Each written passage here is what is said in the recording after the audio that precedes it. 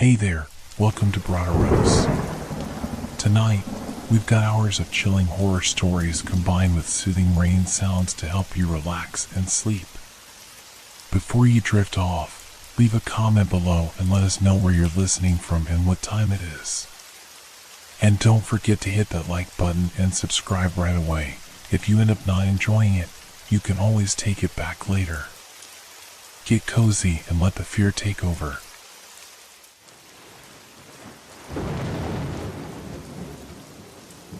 The Demonic Bridge, a tale of darkness.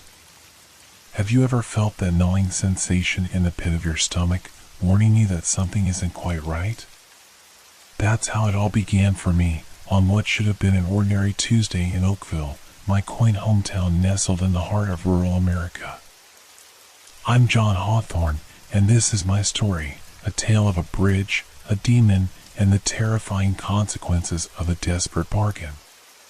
It was early autumn, and the crisp air carried the scent of fallen leaves and wood smoke. I remember it vividly because it was my 40th birthday, a milestone I'd been dreading for months. My life hadn't turned out the way I planned. My writing career was stagnant, my savings were dwindling, and my relationships were all but non-existent.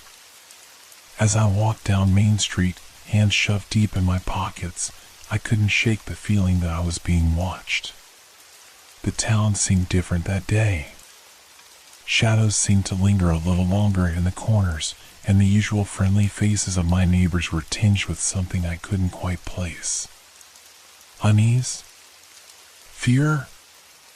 I shook my head, trying to dispel the paranoia creeping into my thoughts. As I passed by Mabel's diner, I overheard a conversation that made me stop in my tracks. "I'm telling you, Sarah, that old bridge ain't natural," an elderly man's voice quavered. "Folk who cross it, they change." "Oh, hush, Earl," a woman replied, but her tone lacked conviction. "You shouldn't be spreading such nonsense." Curiosity piqued, I lingered, pretending to examine the menu posted in the window.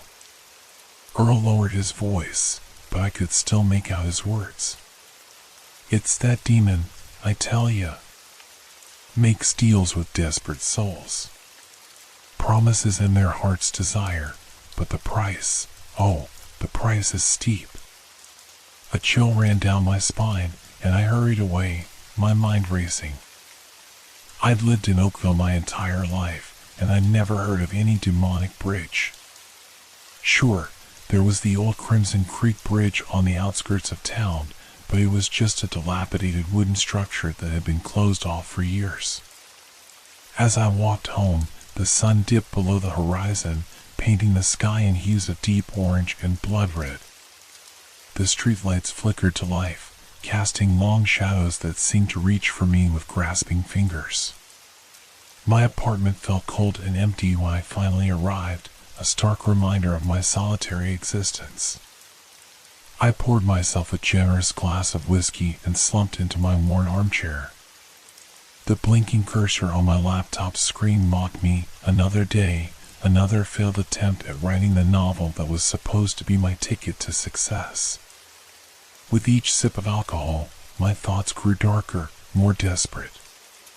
What if Earl wasn't just spinning tall tales? What if there really was a way to change my fortunes? The rational part of my brain scoffed at the idea, but the whiskey and the weight of 40 unfulfilled years quieted that voice of reason. Before I knew it, I found myself grabbing my coat and heading out into the night. The streets were deserted, an eerie silence broken only by the occasional rustle of leaves in the wind. My feet seemed to have a mind of their own, carrying me towards the edge of town where the old Crimson Creek Bridge stood. As I approached, the air grew thick and heavy, like wading through invisible molasses. The bridge loomed before me, a dark silhouette against the starry sky. It didn't look demonic or supernatural, just old and worn, its wooden planks warped with age and neglect. I stood at the foot of the bridge, my heart pounding in my chest. This was ridiculous. I was a grown man, not some gullible child believing in fairy tales. And yet, is anyone there? I called out, feeling foolish even as the words left my mouth. I want to make a deal. For a long moment, there was only silence. Then, a gust of wind whipped past me, carrying with it a whisper that made my blood run cold. Are you sure about that, John Hawthorne? I spun around, searching for the source of the voice, but I was alone. Or at least, I appeared to be. The shadows seemed to deepen, coalescing into shapes that vanished when I tried to focus on them. Who's there? I demanded, my voice shaking despite my efforts to sound brave. Show yourself. A low chuckle echoed around me, seeming to come from everywhere and nowhere at once. Oh, John. So eager to see, yet so blind to the consequences. But very well. If it's a deal you want, then step onto the bridge. Cross to the other side, and we'll discuss the terms of our arrangement. Every instinct screamed at me to run, to forget this foolishness and return to the safety of my apartment. But the promise of change, of finally achieving my dreams, was too tempting to resist. With a deep breath, I placed one foot on the weathered planks of the Crimson Creek Bridge. The wood creaked ominously beneath my weight, and a jolt of something, energy? Fear shot through my body. I took another step, and another, my heart racing with each movement. The fog rolled in, thick and unnatural, obscuring everything beyond a few feet in front of me. As I reached the middle of the bridge, the temperature plummeted. My breath came out in visible puffs, and frost began to form on my jacket. The silence was absolute, as if the entire world had been muffled. Then, directly ahead of me, the fog parted. A figure stood there, tall and imposing, cloaked in shadows that seemed to writhe and move of their own accord. I couldn't make out any features, just two pinpricks of red light where eyes should be. Welcome, John, the figure said, its voice a silky purr that sent shivers down my spine. I've been expecting you. I swallowed hard, my mouth suddenly dry. Are you the demon? The figure's laughter was like breaking glass. Demon, spirit, embodiment of your deepest desires, call me what you will. I am the one who can give you everything you've ever wanted. Fame, fortune, love, it's all within your grasp. I should have run. I should have turned back and never looked behind me. But the allure of finally achieving my dreams was too strong. What's the catch? I asked, my voice barely above a whisper. The demon's eyes flared brighter. Ah, straight to business. I like that about you, John. The catch, as you put it, is simple. In exchange for fulfilling your deepest desire, you'll belong to me. Your soul, your essence, will be mine to claim when the time comes. And when will that be? I asked, my heart pounding so hard I was sure the demon could hear it. That's the beauty of it, the demon purred. You won't know. It could be tomorrow, it could be 50 years from now. But when I come to collect, you must cross this bridge one final time. Until then, you'll have everything you've ever wanted. I stood there, frozen in indecision. The rational part of my mind screamed that this was insanity, that I should run and never look back. But the whispers of temptation grew louder with each passing second.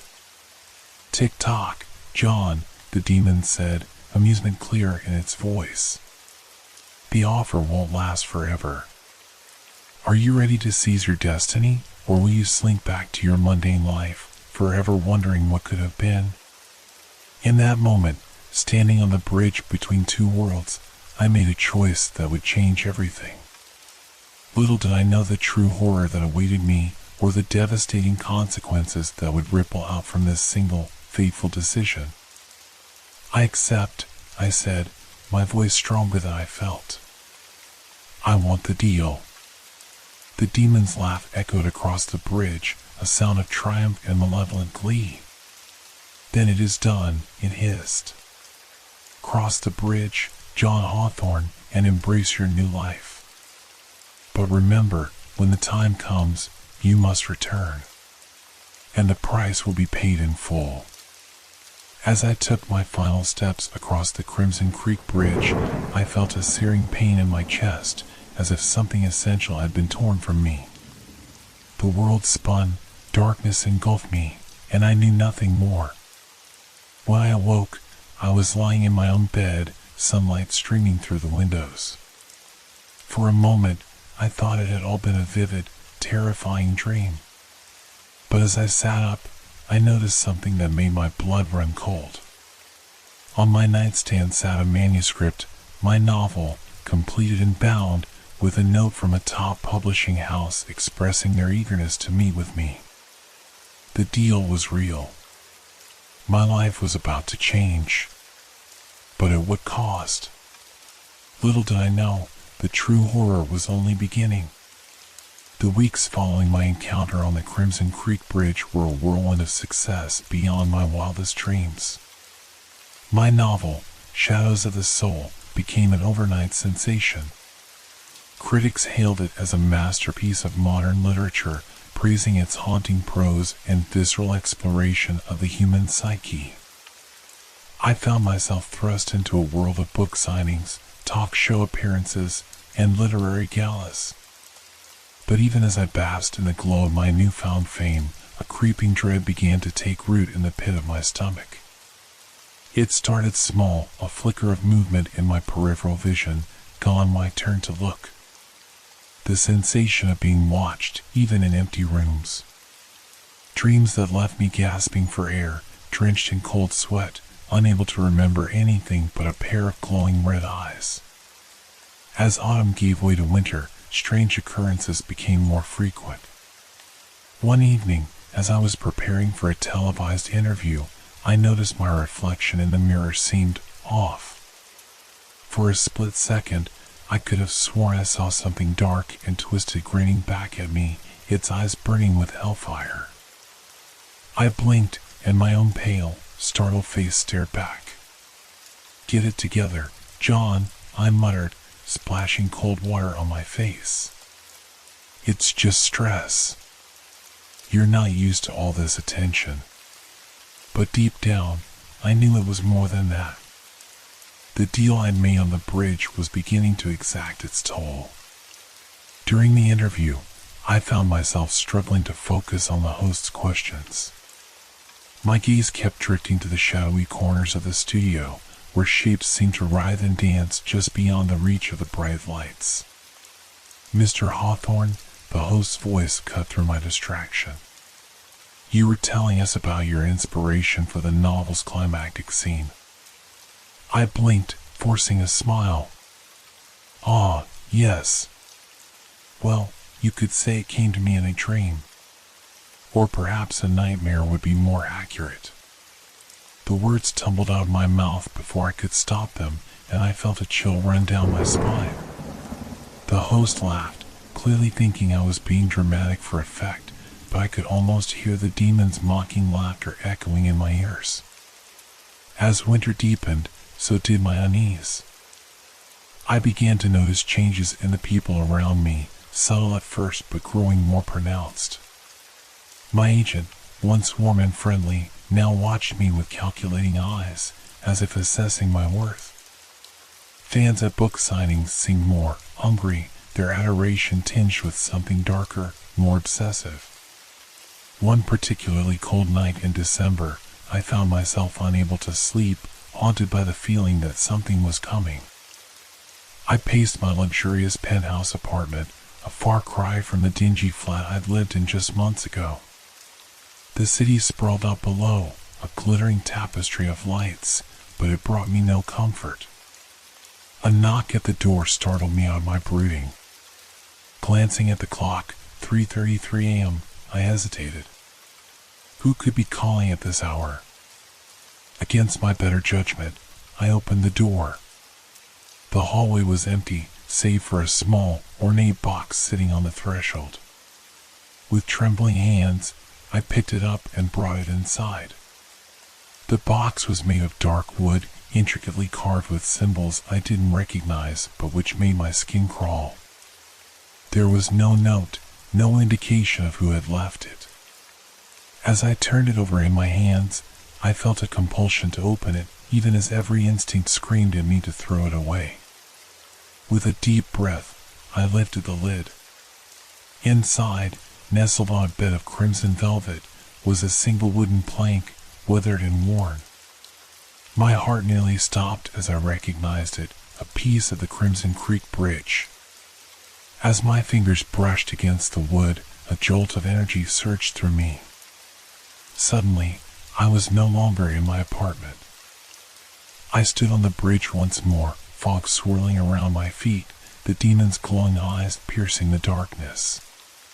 "Enjoying your success, John," its silky voice whispered in my ear. "Remember, it's only borrowed time. Our bargain still stands." I jerked back to reality, gasping for air, the plank clattering to the floor. The box was gone, leaving only that single, damning piece of evidence that it had all been real. From that night on, sleep became my enemy. Every time I closed my eyes, I saw the bridge, heard the demon's laughter. I threw myself into my work, starting a new novel, desperate to prove that my talent was my own and not some infernal gift. But the words wouldn't come. Hours of staring at a blank screen left me frustrated and doubt-ridden. Had all my talent, all my success, truly come from that bargain on the bridge? The thought was too terrible to contemplate. As my deadline approached and pressure mounted, I found myself contemplating a return to Oakville, to the source of both my triumph and my torment. Perhaps there I could find answers, or at least a way to silence the growing chorus of whispers in my mind. With a mix of dread and determination, I booked a flight back to my hometown. As the plane took off, I couldn't shake the feeling that I was flying towards a fate far worse than anything I could imagine. Little did I know, the true test of my bargain was yet to come, and the price of my success would be measured in blood and souls. The flight back to Oakville was a study in contrasts. Outside the window, the sky was a brilliant blue, dotted with fluffy white clouds that seemed almost obscenely cheerful. Inside my mind, however, storm clouds gathered, dark and ominous. As the small commuter plane began its descent, I caught my first glimpse of Oakville in months. From above, it looked unchanged, a patchwork of familiar streets and buildings nestled among rolling hills and dense forests. But as we drew closer, I noticed something off. The colors seemed muted, as if a thin veil of gray had been draped over the entire town. The moment I stepped off the plane, a wave of unease washed over me.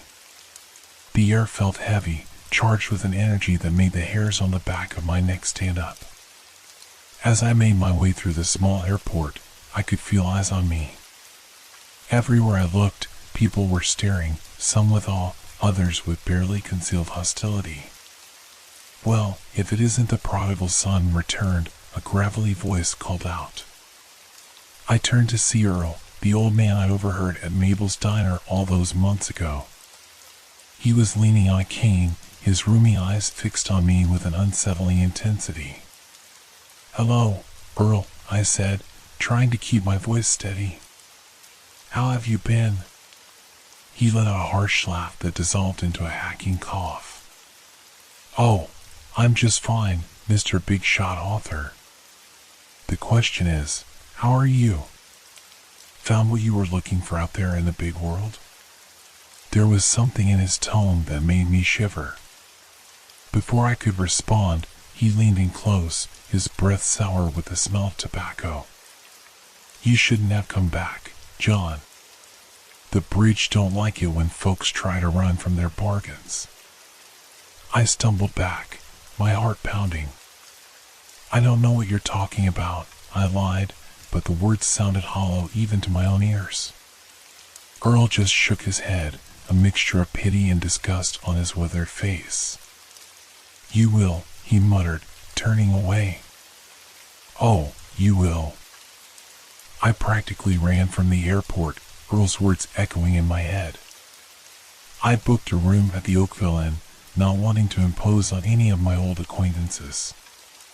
As I walked down Main Street, memories assaulted me at every turn. There was the park where I'd spent countless hours dreaming up stories as a child. The library where I'd first discovered my love of writing. The high school where I'd been an outsider, always with my nose in a book. But like the view from the plane, everything seemed off. Colors were duller, shadows deeper. And the people, God, the people. They all stopped and stared as I passed, their expressions a disturbing mix of reverence and fear. Some made furtive gestures that looked suspiciously like warning signs against evil. By the time I reached the inn, I was a nervous wreck.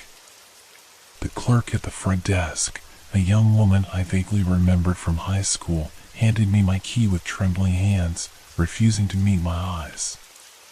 Is everything all right?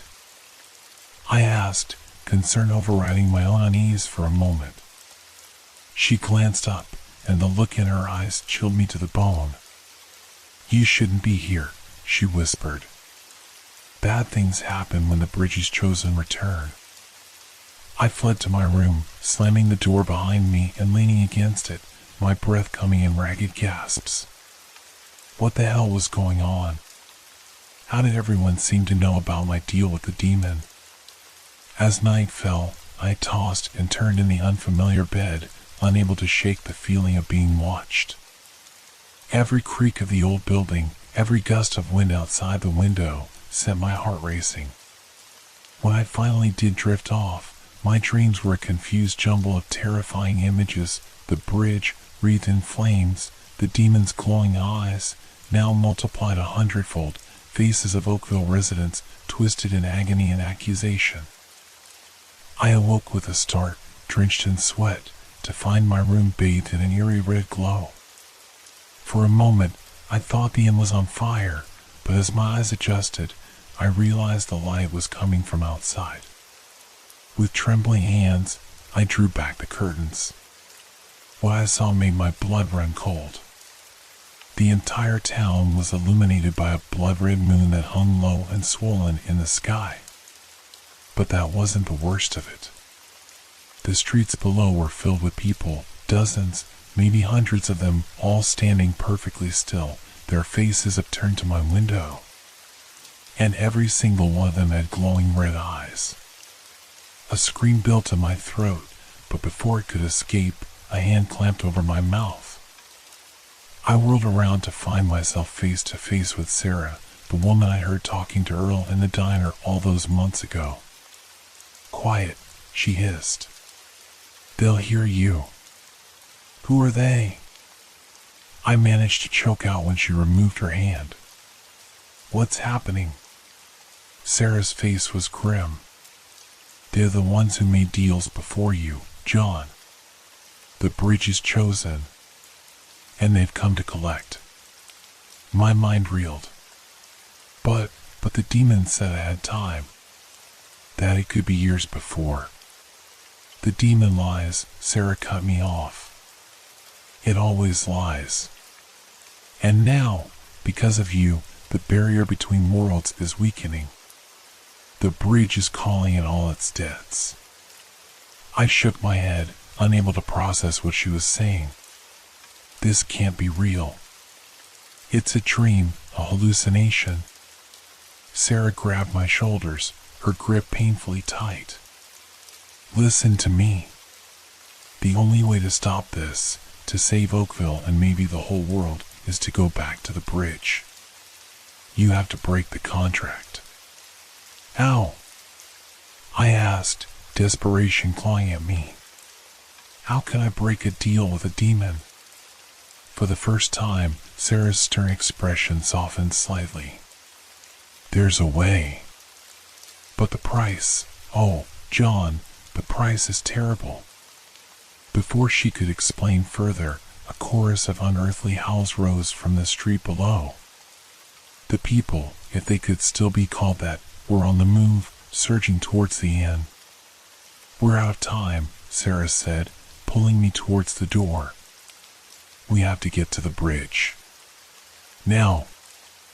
As we fled down the back stairs of the inn, the sounds of breaking glass and splintering would fill the air. The chosen were coming, and they were coming for me. We burst out into the night, the oppressive heat of the blood moon bearing down on us. As we ran through the twisted streets of Oakville, now more nightmare than hometown, I couldn't shake the feeling that we were being herded. Every turn, every shortcut, seemed to lead us inexorably towards one destination. The Crimson Creek Bridge awaited, and with it, a confrontation that would determine not just my fate, but the fate of everyone I'd ever known and loved. Little did I know, the true horror of my bargain was about to be revealed, and the decision I would have to make would haunt me for eternity. Sarah and I raced through the twisted streets of Oakville, the howls of the possessed townsfolk echoing behind us. The once familiar landscape had become a nightmarish maze, shadows seeming to reach out with grasping fingers, trying to trip us up or pull us into their inky depths. Almost there, Sarah gasped as we rounded a corner. The forest loomed ahead, darker and more forbidding than I remembered. The bridge is just beyond those trees. As we plunged into the woods, the undergrowth seemed to part before us, creating a clear path. It should have been a relief, but it only heightened my sense of dread. We were being led, like lambs to the slaughter. Sarah, I panted as we ran, how do you know all this? About the bridge, the demon, everything? She shot me a pained look over her shoulder. Because I made a deal too, John. 30 years ago. I've been fighting it ever since. The revelation hit me like a physical blow. But how? Why aren't you like the others? I found a loophole, she said grimly. A way to postpone payment. But it comes at a cost. I've had to feed the bridge. Keep it satisfied with other souls so it wouldn't come from mine. Horror washed over me as the implication sank in. You've been leading people to make deals? Sacrificing them? Sarah's silence was answer enough. Before I could process this new, terrible information, we burst through the tree line and skidded to a halt. The Crimson Creek Bridge stood before us, bathed in the sickly light of the blood moon. But it was no longer the dilapidated structure I remembered.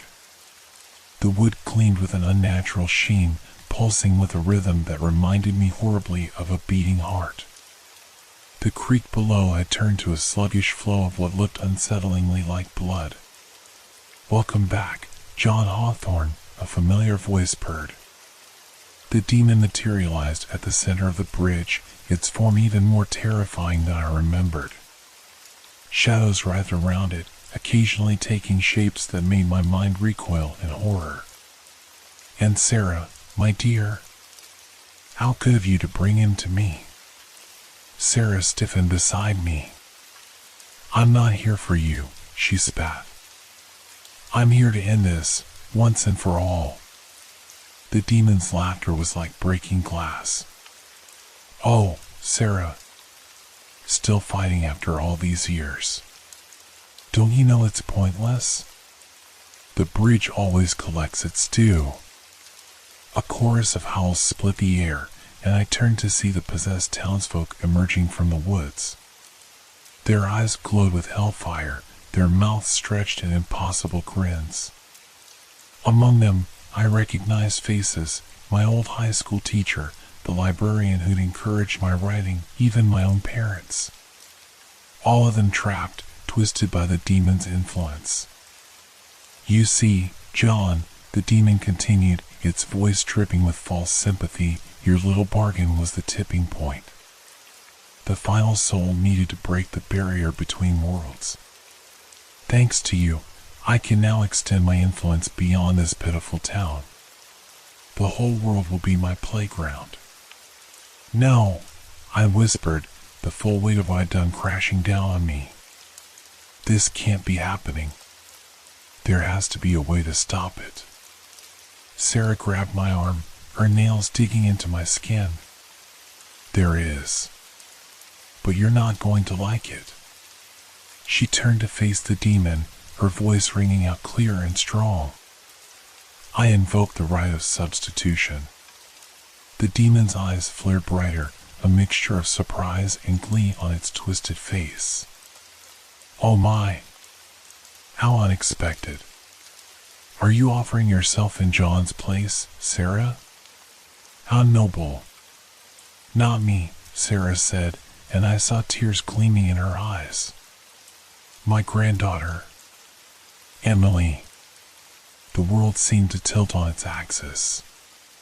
What? I gasped. Sarah, no! You can't. Silence, the demon roared, its form growing larger, more monstrous. The substitution has been offered. Emily's soul for John's. Do you accept, little author? I stood frozen, unable to comprehend the choice before me. Save myself at the cost of an innocent child's soul? Or condemn myself and potentially the entire world to the demon's rule? Tick-tock, John, the demon said, echoing its words from our first encounter. Choose quickly, or I'll take you both. Sarah turned to me, her eyes pleading. John, listen to me. This is the only way. Emily, she's dying. Cancer. This way, her death will mean something. It will save everyone. My mind raced, searching desperately for another solution, any way out of this impossible situation. But deep down, I knew there was no escape. The consequences of my actions, of my selfish desire for success, had led us all to this moment. My voice cracked, and I swallowed hard.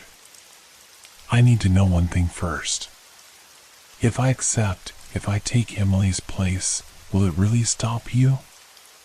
Will Oakville and the rest of the world be safe? The demon's grin widened, revealing row upon row of razor-sharp teeth. Oh, John. Still looking for loopholes. Very well. Yes, if you take the girl's place, the barrier will remain intact. Oakville will be saved, and my influence contained. For now. I closed my eyes, feeling the weight of countless lives pressing down on me. When I opened them again, I saw Sarah watching me, a mix of hope and guilt etched on her face. Behind her, the possessed townsfolk pressed closer, their howls growing more frenzied. Time seemed to slow as I stood on the precipice of decision. The choice before me would determine not just my fate, but the fate of an innocent child, a town, and potentially the entire world. As I opened my mouth to give my answer, a blinding flash of light burst from the center of the bridge. A new voice, filled with power and authority, rang out across the clearing. Enough! The demon shrieked, recoiling from the light. The possessed townsfolk fell to their knees, the hellfire fading from their eyes. And there, standing in the middle of the bridge, was a figure I never expected to see. Emily, Sarah's granddaughter, glowing with an otherworldly radiance. This ends now, she said, her voice echoing with a power far beyond her years. As she stepped forward, I realized that the true nature of the bridge, the demon, and the bargains we'd all made was far more complex and terrifying than any of us had imagined. The final confrontation was at hand, and the outcome would redefine everything I thought I knew about good, evil, and the power of choice. Little did I know, the greatest twist in this dark tale was yet to come, and the true price of my bargain would be more personal and devastating than I could have ever imagined. The clearing fell into an eerie silence as Emily stood on the bridge, radiating an otherworldly light that seemed to push back the darkness. The demon hissed and writhed, its form flickering like a faulty hologram. "Impossible," it snarled. "You're just a child. A dying child." Emily's laugh was like the chiming of bells. "I am so much more than that," she said, her voice resonating with power. "And you, creature of shadows, are so much less than you pretend to be." As she spoke, the world around us began to shift and warp. The blood-red moon faded, replaced by a sky full of stars unlike any I'd ever seen. The twisted trees of the forest straightened, their leaves shimmering with an inner light. Even the bridge itself seemed to change, the pulsing, organic wood transforming into something that looked almost crystalline. "What's happening?" I gasped, looking to Sarah for answers. But when I turned to her, I recoiled in shock. Gone was the older woman I'd known. In her place stood a being of pure light, vaguely humanoid but with features too bright to look at directly. "Oh, John," Sarah's voice came from the being, filled with a mixture of fondness and sorrow. "You see now why I couldn't tell you everything.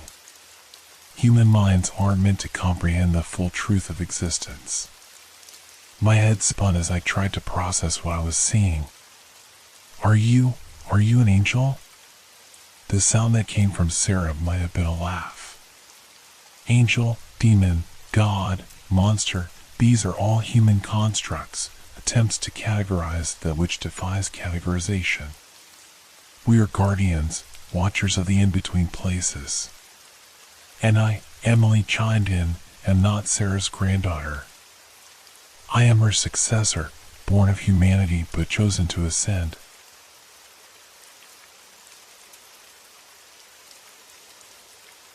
The demon, or what I had thought was a demon, let out a roar of frustration. "Enough of this farce," it bellowed. "The deal was made. The soul is mine." "Ah, but was it?" Emily said, turning her radiant gaze on me. "John Hawthorne, do you remember the exact words of your bargain?" I frowned, thinking back to that fateful night on the bridge. I said I accept. I want the deal." Emily nodded, a smile playing on her lips. "But you never specified what the deal was, did you? You never agreed to trade your soul." A spark of hope flared in my chest, quickly doused by waves of confusion and doubt. "But my success, my novel, was all you," Sarah said gently. "We merely cleared the obstacles that your own self-doubt had placed in your path. The talent was always yours. The being I had thought was a demon howled in rage. Trickery. Deceit. You cannot deny me my due." "Your due?" Emily's voice cracked like a whip. "You, who have fed on the fears and insecurities of humanity for eons. Your time is over. The cycle is complete." As she spoke, tendrils of light began to spread from the bridge, enveloping the clearing. The possessed townsfolk gasped as the hellfire faded from their eyes, confusion and then relief washing over their faces. "You see, John," Sarah explained, "this place, this bridge, is a nexus point between realities. Every so often, it requires recalibration. A soul freely given, not taken, to restore balance. My novel," I whispered, realization dawning. "It wasn't just a book, was it?" Emily shook her head. "Your words had power, John. They resonated with truths you didn't even know you were writing. Truths that weaken the barriers between worlds. And now," Sarah continued, you have a choice. A real choice, not the false dichotomy presented by this trickster. She gestured at the writhing form of the demon, now little more than a shadow. What choice? I asked, though deep down, I already knew the answer. Emily extended her hand to me, her smile radiant. Join us, John. Become a guardian of the in-between. Help us maintain the balance between realities. I stared at her hand, my mind reeling. But what about my life? My career? You would leave it all behind, Sarah said softly. Your human existence would end. But you would be part of something greater than you can imagine. The weight of the decision pressed down on me. I thought of my lonely apartment, the hollow accolades, the gnawing emptiness that success had failed to fill. And I thought of the incredible, terrifying wonders I had witnessed tonight. If I refuse? I asked, already knowing I wouldn't. Then you return to your life, Emily said. Your memories of this night will fade like a dream. You live out your days as John Hawthorne, successful author, always feeling like something is missing, never quite knowing what. I took a deep breath, feeling as though I stood on the precipice of eternity. With a sense of both trepidation and exhilaration, I reached out and took Emily's hand. The moment our fingers touched, the world exploded into light. I felt myself dissolving, my consciousness expanding to encompass realities I had never dreamed existed. I saw the true nature of the universe, not a single reality, but an infinite web of interconnected dimensions, each one as vast and complex as our own. And I saw my role in it all. A guardian, a watcher, a protector of the delicate balance between worlds. The knowledge filled me with awe and purpose. As my transformation neared completion, I had one final glimpse of the clearing. The townsfolk were awakening as if from a deep sleep, the memory of the night's events already fading from their minds. The bridge shimmered and vanished, its purpose fulfilled. And there, at the edge of the trees, I saw a familiar figure, myself, or rather, the human I had been, staring in confusion at the empty space where the bridge had stood. I felt a moment of sorrow for the life I was leaving behind, for the stories I would never write. But as I ascended to my new existence, I realized that I was becoming part of the greatest story of all, the vast, eternal narrative of the universe itself. And so, John Hawthorne, the man who had made a deal on a demon's bridge, ceased to be. In his place arose a being of light and shadow, a guardian of realities, forever walking the thin line between worlds. The Crimson Creek Bridge had claimed its due, not in the currency of souls, but in the transformation of a single, willing heart. And in that transformation, balance was restored, the cycle renewed, ready to begin again when the cosmos once more required recalibration. As for the town of Oakville, life returned to normal. People woke the next day with vague memories of strange dreams, a lingering sense of something monumental having occurred. But as the days passed, even those faded. All except for one small detail. In the local bookshop, a new novel appeared on the shelves, authored by an unknown writer. Its title, The Guardian's Bridge. Those who read it spoke of vivid dreams, of glimpses into other worlds, and of a strange feeling that, just perhaps, there was more to reality than met the eye. And on dark nights, when the moon hung low and the wind whispered through the trees, some swore they could see a shimmering bridge spanning Crimson Creek, guarded by beings of light. But by morning, such visions were dismissed as mere flights of fancy, the overactive imaginations of those who blurred the line between fiction and reality. Little did they know just how thin that line truly was, or the sacrifices made to keep their world safely on one side of it.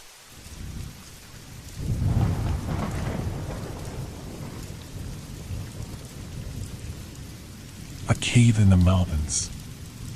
Have you ever wondered what lies beneath the surface, in the shadows where light fails to reach? I often find myself asking this as I stand at the mouth of the cave, the air thick with anticipation.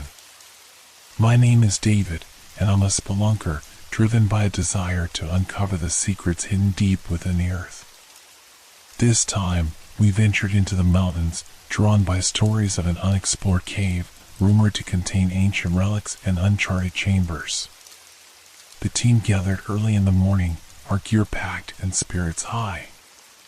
There were 5 of us: Mark, the seasoned leader; Sarah, our ever-curious geologist; Mike, a tech whiz with a knack for gadgets; and Jenna, a photographer who was excited to document our adventure. I was the newcomer, eager to prove myself among experienced explorers. As we made our way towards the cave, the trees loomed ominously, their branches twisting like fingers reaching for the sky. When we finally arrived, the entrance yawned wide, dark and inviting. A shiver ran down my spine, a whisper of fear that I brushed aside. It was just the wind, I told myself. The thrill of discovery was too strong to ignore. We turned on our headlamps, the beams of light cutting through the darkness, revealing damp stone walls glistening with moisture. The sound of dripping water echoed around us, a haunting melody that set my nerves on edge. As we descended deeper, the air grew colder, the cave seemingly alive with whispers and distant echoes. My heart raced. I could feel something watching us, lurking in the shadows. Sarah's voice broke through my thoughts, her excitement palpable. "Look at this." She pointed to a series of intricate carvings on the wall, depicting figures that seemed to dance in the flickering light. Mark approached, his brow furrowed as he examined the artwork.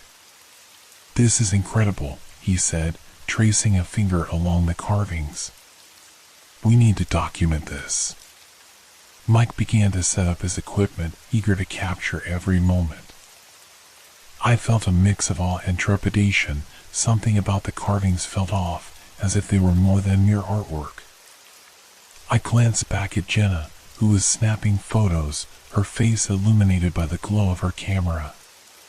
But the smile that once lit her face began to fade as she glanced around, a flicker of unease crossing her features. The deeper we ventured, the more intense the atmosphere became. Shadows danced just beyond the reach of our lights, and the sound of our breaths grew louder, mingling with the distant echo of dripping water. I couldn't shake the feeling that we were not alone. I tried to dismiss it as paranoia, but each creak of stone and rustle of wind made my skin crawl. As we entered a vast chamber, our lights revealed a sight that took our breath away, a massive underground temple. The ceiling rose high above us, adorned with stalactites that hung like teeth ready to devour us. In the center, an altar stood, surrounded by an array of bizarre artifacts that seemed to pulse with a life of their own. The air was thick with an unexplainable energy, as if the cave was a living entity, aware of our presence. "Isn't it beautiful?" Sarah whispered, her eyes shining with wonder. "Beautiful?" "More like unsettling," I replied, my unease growing. "Come on, don't be such a downer, David," Mike said, trying to lighten the mood. "This is what we came for." But as I looked around, I felt an overwhelming urge to turn back. Something was off, but I couldn't put my finger on it. It was as if the cave was whispering secrets I wasn't meant to hear. I glanced at my watch, surprised to find we had already been down here for hours. "Maybe we should think about heading back," I suggested, trying to keep my voice steady. Mark shot me a look. "We just got here. There's so much left to explore. Just a little longer?" I opened my mouth to protest, but the look in his eyes silenced me. Reluctantly, I agreed, hoping that the discomfort would pass as we explored. As we moved deeper into the temple, the air grew heavier, and I couldn't shake the feeling that something was waiting for us in the shadows. As if on cue, Jenna's scream shattered the silence. I turned, heart pounding, to see her standing frozen in place, her camera dangling from her neck. "Did you see that?" she gasped, pointing into the darkness. "What?" Mark asked, his voice sharp with concern. "I swear I saw someone, or something, moving back there." A chill ran down my spine. I wanted to laugh it off, to reassure her, but a part of me was already believing her. We exchanged uneasy glances, the weight of uncertainty settling over us like a shroud. I took a step closer to the shadows, squinting into the darkness, but all I saw was the impenetrable blackness. "Let's just keep going," Mark urged, attempting to project confidence. We hesitantly moved forward, but I couldn't shake the feeling that the cave was closing in on us. The deeper we went, the more I felt like we were intruding on something sacred, something ancient that didn't want us here. Little did I know, this was just the beginning of our descent into madness. As we pushed deeper into the temple, the atmosphere thickened, pressing down on us like an invisible weight. Each step felt heavier, as if the cave itself were dragging us into its depths. The air was stale, filled with the scent of damp earth and something else, something metallic that made my stomach churn. Mark led the way, unwavering, but I could see the unease creeping into the corners of his eyes. Sarah, oblivious to the tension, continued snapping pictures, her camera flashing like lightning in the gloom. Mike was busy fiddling with his gadgets, checking readings and trying to capture data on our descent. Jenna trailed behind, glancing back frequently, her earlier enthusiasm replaced by a palpable anxiety. I lingered near the rear, my instincts screaming at me to turn back, but I couldn't abandon my team. We rounded a bend, and a massive stone door came into view, partially ajar. Carved with the same intricate patterns we'd seen earlier, it beckoned us like an invitation. "This is incredible," Mike whispered, barely containing his excitement. "This door must lead to something significant. What if it's a trap?" I interjected, my voice barely above a whisper. Mark turned, irritation flickering in his eyes. "We've come this far, David. We're not turning back now." With a shared glance of resignation, we approached the door. It creaked open with a hesitant push, revealing a dimly lit chamber beyond. The flickering light revealed more carvings, but these were different, more ominous, depicting scenes of despair, sacrifice, and shadowy figures lurking just beyond the edge of sight. "Can you believe this?" Sarah breathed, stepping inside. This could change everything we know about this region. But the thrill of discovery felt hollow to me. As I stepped into the chamber, I felt a chill run down my spine, as if unseen eyes were watching us, weighing our every move. I shivered involuntarily, and the sense of being watched grew stronger. Jenna's voice broke through my thoughts. "I can't shake the feeling that we're not alone. What if we disturb something that's been resting here for centuries?" "Don't be ridiculous," Mark replied, though his voice wavered slightly.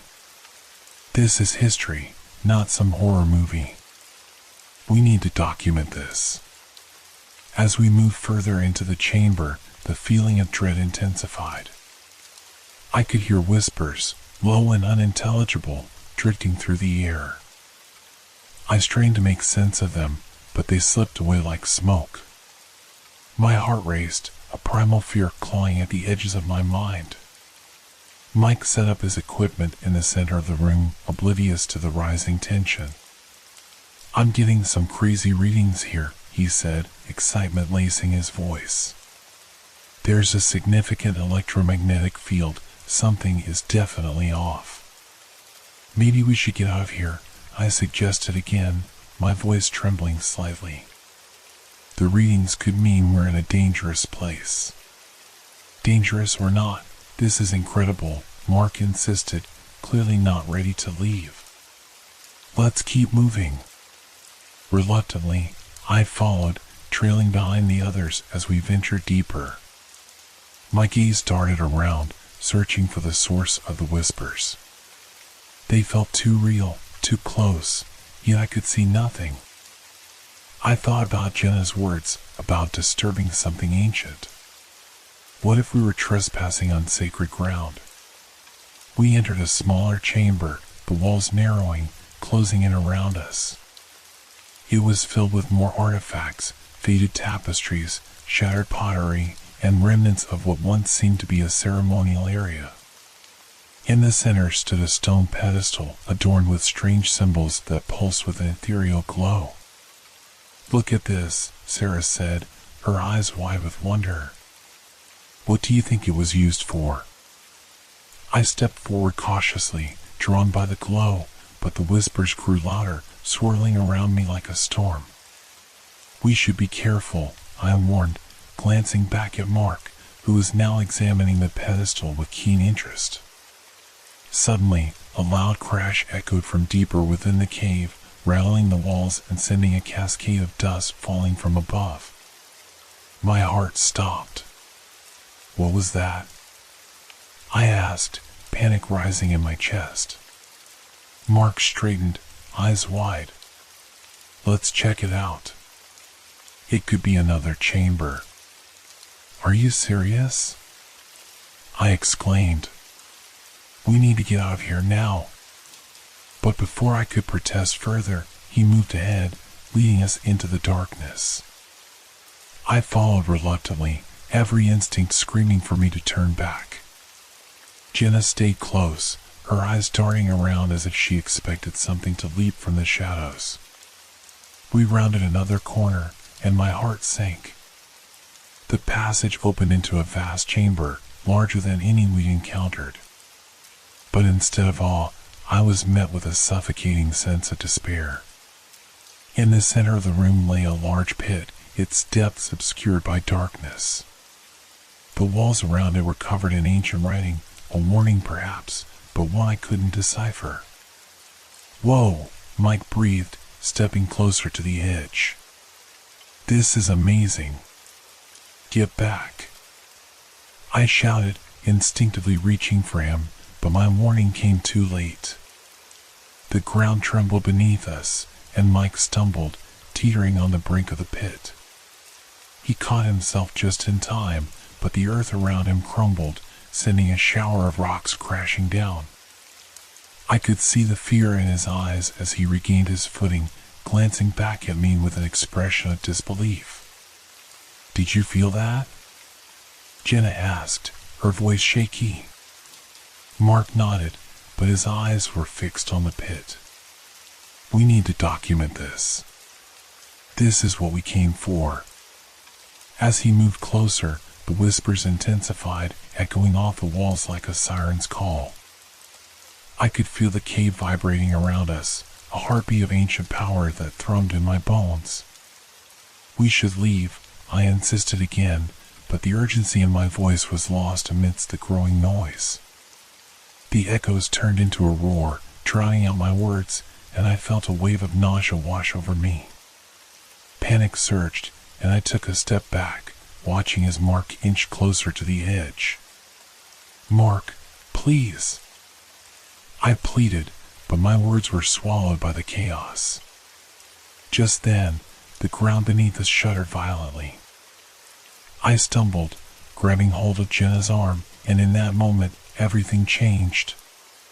The pit erupted in a blinding flash of light, and I felt a force pull at my very core, as if the cave was reaching for us.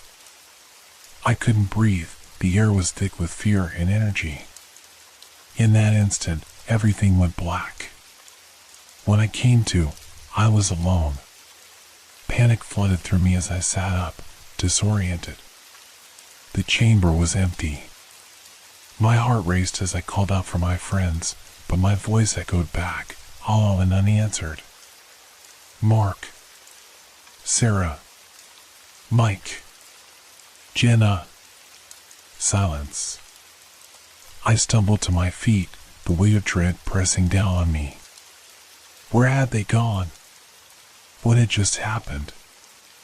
I could feel the darkness closing in, the whispers returning, more insistent now, drawing me deeper into the shadows. I had to find them.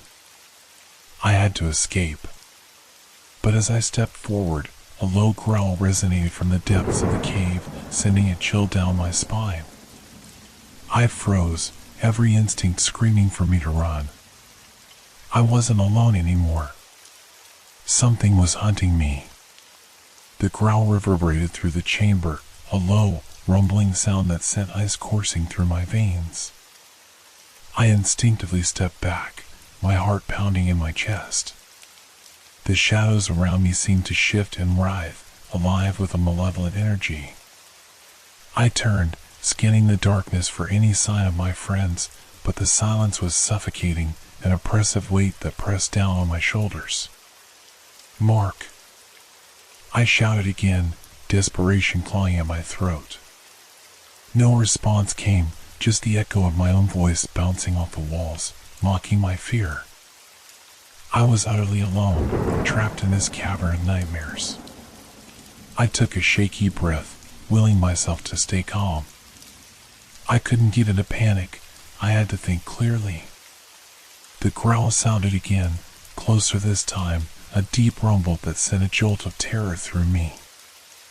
I turned on my heel and bolted down the corridor from which I had come, praying I could find a way out before whatever lurked in the shadows caught up to me. The cave twisted and turned, a maze of darkness that seemed to shift with every step. My headlamp flickered, and for a moment, I was plunged into darkness. I fumbled to turn it back on, heart racing, the oppressive silence broken only by my ragged breathing. When the light flickered back to life, I was momentarily relieved, but that relief was short-lived as I caught a glimpse of something moving in the periphery of my vision. I whipped around, shining my light into the shadows, but there was nothing there, just the damp stone walls and the eerie silence. I forced myself to breathe, to focus. I couldn't let fear take over, I had to find my team. Suddenly, the growl erupted again, louder this time, more visceral, vibrating through the ground beneath my feet. It echoed in my chest, primal and terrifying. I sprinted down the passage, each footfall sending tremors of panic coursing through me. I had to find a way out.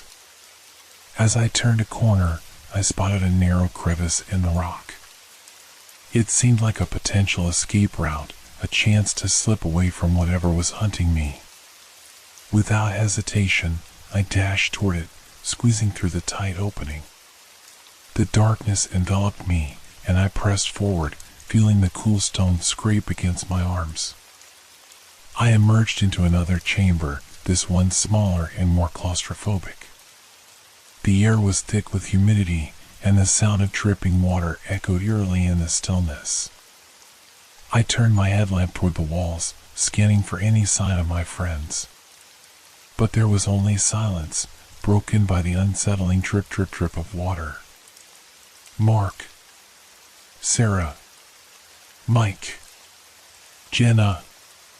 My voice wavered, fear tightening around my throat. I stepped deeper into the chamber, straining to listen for any response, but all I heard was the thumping of my own heart. Just then, I caught movement out of the corner of my eye. My head snapped around, and my heart dropped as I saw a dark figure lurking in the shadows, watching me. It was tall, impossibly thin, with elongated limbs that twisted at unnatural angles. The eyes, if they could even be called that, glowed faintly, reflecting my light back at me with an intensity that made my skin crawl. "Get away from me!" I screamed, the words bursting from me in a rush of adrenaline. I stumbled back, nearly losing my footing, but the figure didn't move. It stood there, a silent observer, its presence suffocating. I turned and ran, adrenaline fueling my escape. The growl followed me, echoing through the chamber as I darted down another passage, my mind racing with thoughts of my friends. Were they safe? Had they encountered this creature too? The tunnel opened into a larger chamber, and I skidded to a halt. A feeling of dread washed over me as I took in the scene before me. The walls were lined with remnants of ancient carvings, but they were distorted, the images twisted into grotesque forms. At the center of the room lay a series of stone altars, each one stained dark with what I could only assume was blood. No, no, I muttered under my breath, horror settling in my gut. This wasn't just a cave, it was a tomb, a sacrificial ground where darkness reigned. As I backed away, I stumbled into something behind me, and my heart nearly stopped. I turned, expecting the creature to be right there, but it wasn't. Instead, it was one of my teammates, Sarah, her eyes wide with terror. "David," she cried, her voice barely a whisper. "I thought I lost you. Where's everyone else?" I asked, scanning the room frantically. "What happened? We need to get out of here." "I don't know," she replied, her voice trembling. "I was separated from the others. I thought I heard them calling for me, but when I followed the sound, I ended up here. It's not safe." Before I could respond, the growl echoed again, reverberating through the chamber, closer this time. Sarah's eyes widened in fear, and I could see the panic rising in her expression. "We have to move," I said, grabbing her arm. "There's something in here with us. We can't stay." As we turned to flee, the growl transformed into a terrifying screech, sending waves of dread crashing over us. We sprinted down the passage, my heart pounding as I glanced back over my shoulder, the glowing eyes of the creature following us through the darkness. We rounded a corner, and my breath hitched in my throat. The passage ahead split into two, each direction equally dark and foreboding. "Which way?" Sarah gasped, panic lacing her voice. "I don't know," I shouted, desperation flooding my words. "Let's try left." We barreled down the left passage, the screeching noise echoing behind us, closing the distance. I could feel the creature's presence behind us, its breath hot against my neck as we ran. I pushed myself harder, fear propelling me forward. As we turned another corner, we stumbled into a narrow crevice that led to a steep incline. It felt like our only option. We scrambled up the incline, the walls pressing on us, and just as we reached the top, I heard a loud crash behind us. "Doe! Doe!" I urged, pulling Sarah forward as we climbed. When we finally emerged into a larger chamber, I took a moment to catch my breath. We had made it, at least for now. But as I looked around, dread settled back into my gut. "Where are the others?" Sarah asked, her voice barely above a whisper. "I don't know," I replied, scanning the shadows. "We need to find them." As we moved deeper into the chamber, the atmosphere shifted, the air heavy with an unnatural stillness. I felt a cold chill creeping down my spine, and I knew we weren't alone. Suddenly, I spotted something, an old journal lying on one of the stone altars. I hurried over, hoping it might hold clues about what was happening in this cursed place. As I flipped through the pages, my heart sank. The journal detailed the experiences of a previous group of explorers, detailing encounters with a creature that hunted them one by one, just as it was doing to us. The last entry sent chills through me. It watches you. It knows your fears. It will come for you when you least expect it. I slammed the journal shut, dread pooling in my stomach. "We're not the first ones here," I whispered, my voice trembling. "And we might not be the last." Before I could process the implications, the ground shook beneath us, and the screeching echoed through the chamber once more, the creature drawing closer. "We have to find the others. Now!" I urged Sarah, but as we turned to leave, a dark figure emerged from the shadows, blocking our path. It was tall, with elongated limbs and a mouth full of sharp teeth that glinted in the dim light. I felt the air grow cold as it advanced, the whispers rising to a deafening roar.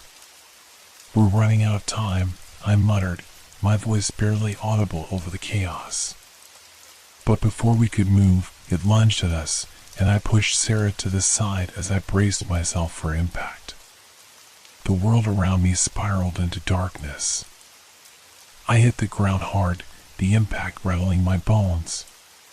For a split second, everything was a blur: sights, sounds, the crushing weight of fear. My heart raced, pounding in my ears like a war drum as I scrambled to my feet. Where was Sarah? Had she escaped? I turned, searching the shadows for any sign of her. The creature loomed in front of me, its glowing eyes locked onto mine, filled with an otherworldly hunger. My mind raced with dread as I realized I was now completely alone, and whatever hunted us was right here. "Sarah!" I shouted, panic threading through my voice. No answer came.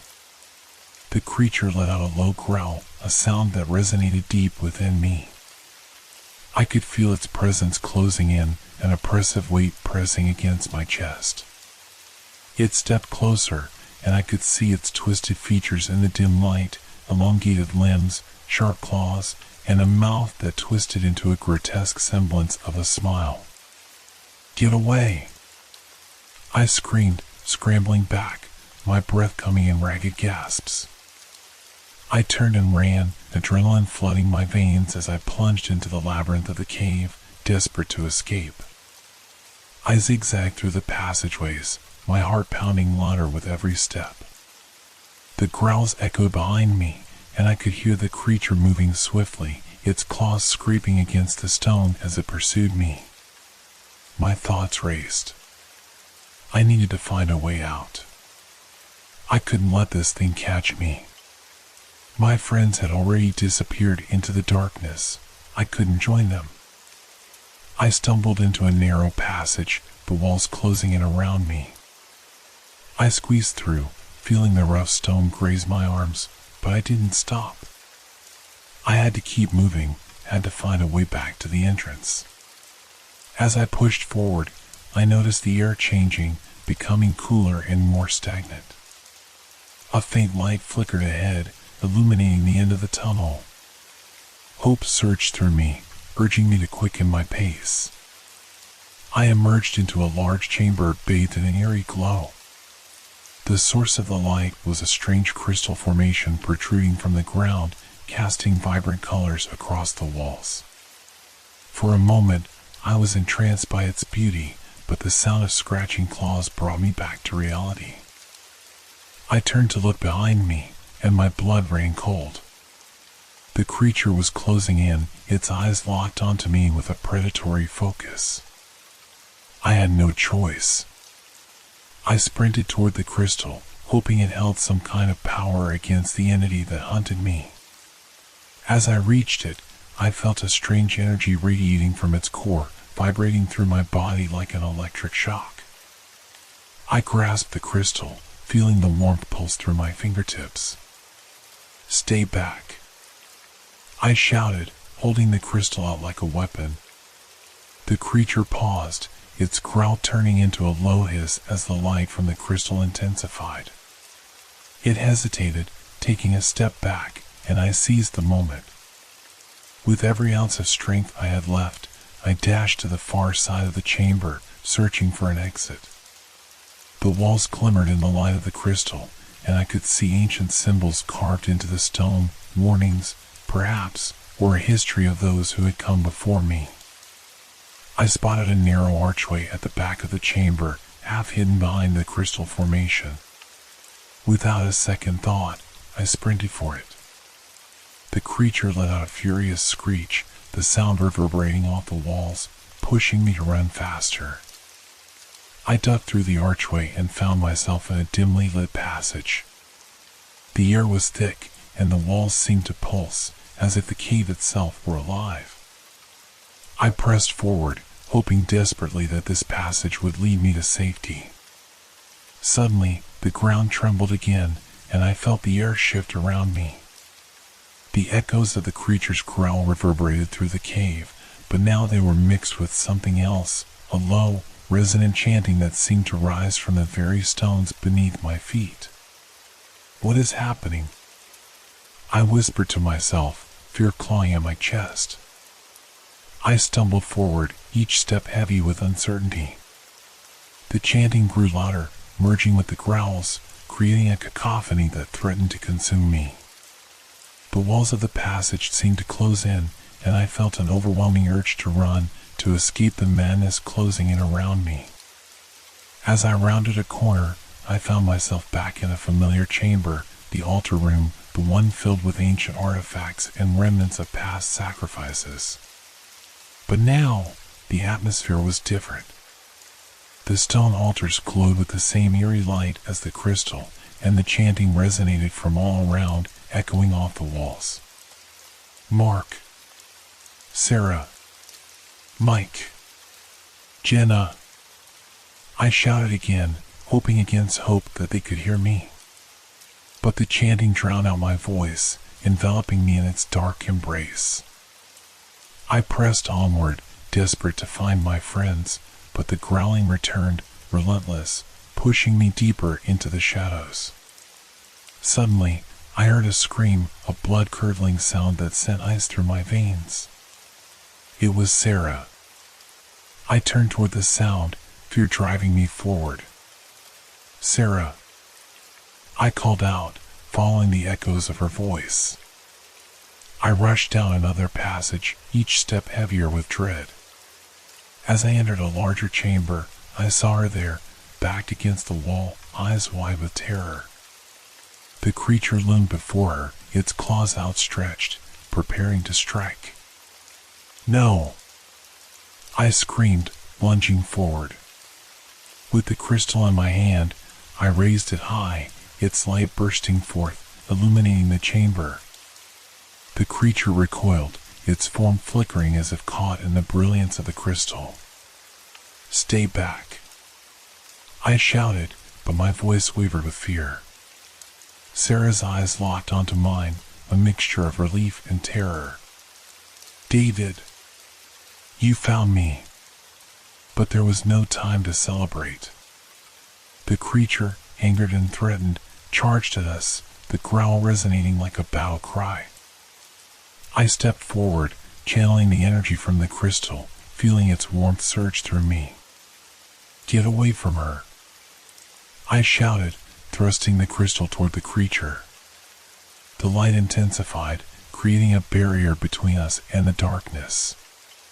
The creature halted, its glowing eyes flickering, and it let out a furious screech that echoed through the chamber. "Now! Run!"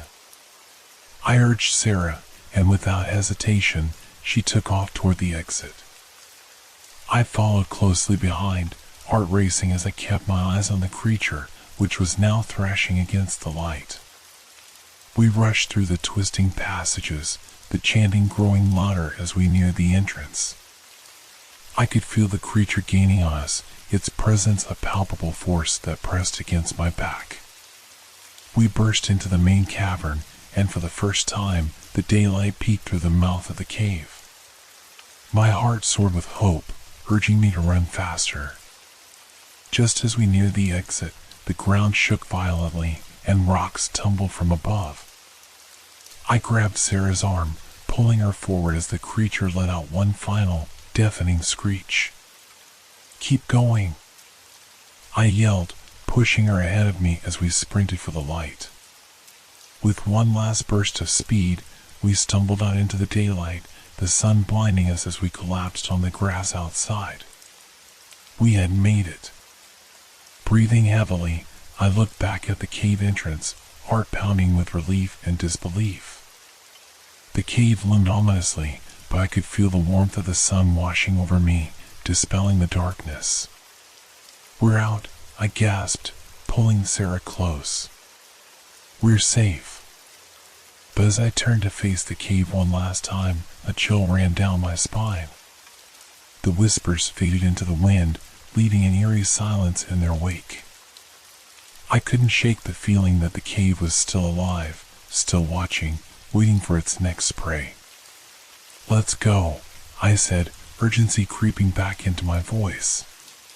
Together, we stumbled away from the mouth of the cave, the weight of the darkness slowly lifting as we put distance between ourselves and the horrors within. But deep down, I knew this was not the end.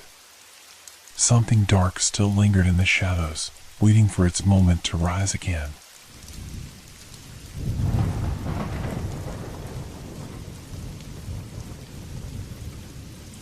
Guests from the past.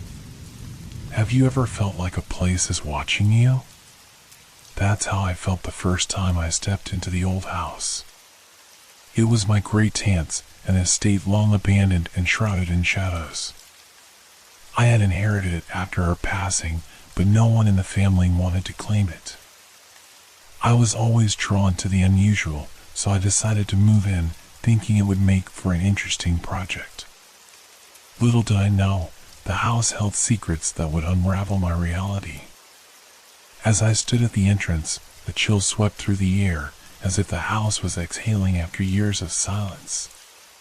The creaking floorboards whispered under my feet, and dust danced in the fading light.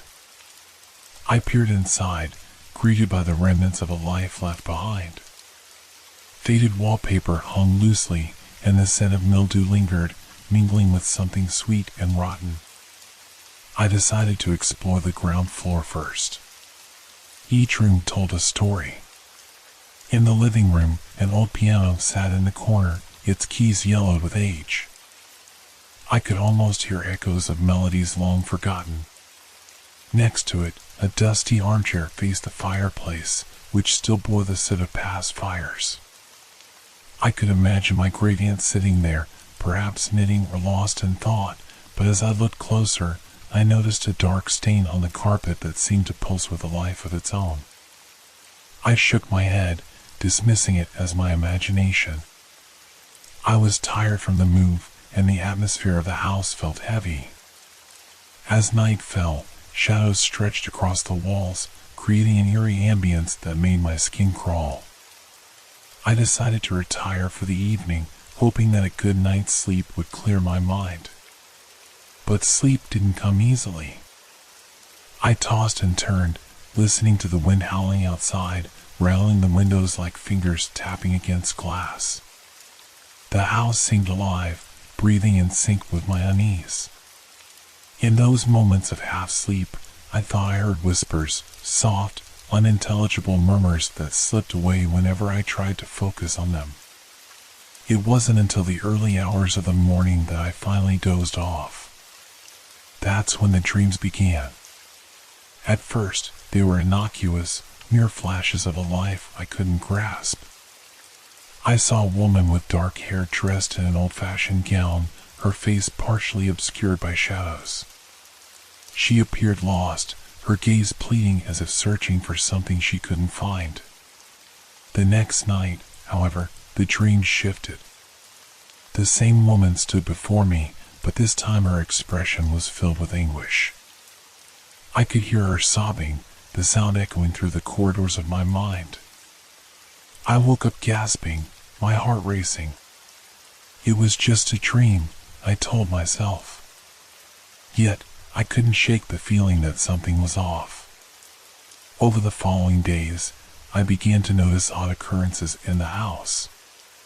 Doors would creak open by themselves, and I could swear I saw fleeting shadows out of the corner of my eye. I chalked it up to my imagination, but deep down, I felt a gnawing sense of dread. It was as if the house was a vessel of memories, holding on to the sorrow of those who once lived there. One evening, as I was settling into bed, I heard a loud thud from downstairs. My heart pounded in my chest as I hesitantly descended the stairs, the old wood creaking beneath my feet. The house was cloaked in darkness, the only light coming from the moon filtering through the windows. As I reached the bottom step, I noticed the living room door slightly ajar. I pushed it open, and my breath caught in my throat. The piano was open, its keys pressed down as if someone had just played it. I stepped closer, my pulse racing. The air was cold, a stark contrast to the warmth of my body. The music had faded, leaving behind an eerie silence. I turned to leave, but something caught my eye. In the dim light, I saw the outline of a woman in the doorway. She stood still, her face hidden in shadows, but I could feel her presence. My instinct screamed at me to run, but I was rooted in place, unable to tear my gaze away. Suddenly, she whispered my name, her voice a haunting echo that sent shivers down my spine. "Help me." I blinked, and she was gone, leaving only the lingering chill in the air. Confusion and fear swirled within me. Who was she? What did she need help with? And why did I feel an overwhelming urge to stay? I stumbled back, my heart racing as reality began to blur. Was I losing my mind, or was the house trying to communicate with me? I needed answers, and as I looked around, I realized that the answers might not be what I expected. Little did I know, I was only beginning to scratch the surface of a darkness that had long lain dormant. The days that followed were a blur of confusion and unease. I tried to shake off the visions and sounds that haunted me, but they clung to me like a second skin. Every corner of the house felt laden with a history I couldn't decipher, and I found myself drawn to the piano in the living room, an object of both curiosity and fear. It beckoned me, a siren's call promising answers hidden in its keys. Each evening, I would sit in front of it, staring at the dusty surface, half expecting the woman to reappear. My fingers itched to press the keys, to coax a melody from the silence, but dread held me back. What if I stirred something that should remain undisturbed? One stormy night, as rain lashed against the windows, the house felt more alive than ever. Thunder rumbled in the distance, and the wind howled outside, creating an unsettling symphony that resonated within me. I lit a few candles to ward off the encroaching darkness and sat before the piano, my heart racing with a mixture of fear and fascination. As I sat there, I recalled the woman's words, "Help me." What could she have meant? Perhaps the answer lay in the house itself. With a deep breath, I brushed my fingers against the keys. A single note rang out, sharp and clear, cutting through the tension in the air. Encouraged, I pressed another key, and then another, forming a simple, haunting melody that seemed to awaken something deep within the house. Suddenly, the candle flames flickered violently, and the temperature dropped. I felt a presence, thick and suffocating, as if the air itself had become heavy. In the dim light, shadows danced on the walls, swirling and twisting in unnatural shapes. I closed my eyes, lost in the music, when I heard it, a soft sob, echoing through the room. I stopped playing, my heart racing. The sound came again, louder this time, echoing from the hallway. I rose, the cold seeping into my bones as I followed the sound.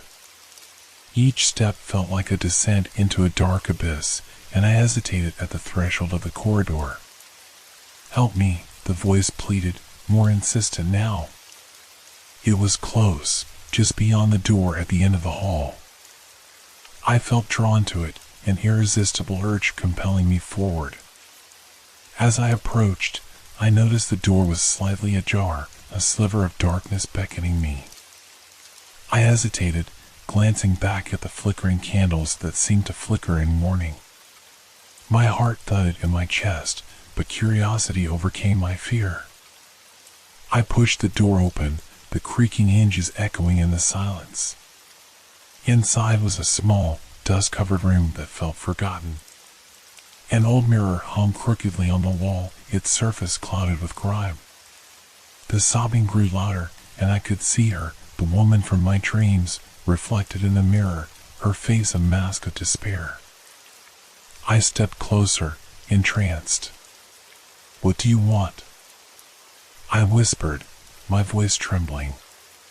She turned her gaze towards me, her eyes filled with sorrow and longing. "You must help me remember," she urged, her voice trembling like the fragile notes I had played moments before. "I cannot rest until my story is told." My pulse quickened. I wanted to flee, but something kept me rooted in place. "What happened to you?" I asked, my voice barely a whisper. A shudder ran through her reflection, and the room grew colder still. "The house holds my memories, but they are lost. They twisted into shadows, feeding on my despair. You must find them." As her words washed over me, a sudden realization struck. The house wasn't just a shelter, it was a tomb for the memories of those who had lived here. But how could I unearth those memories? I felt an overwhelming sense of responsibility. Somehow, my fate was intertwined with hers.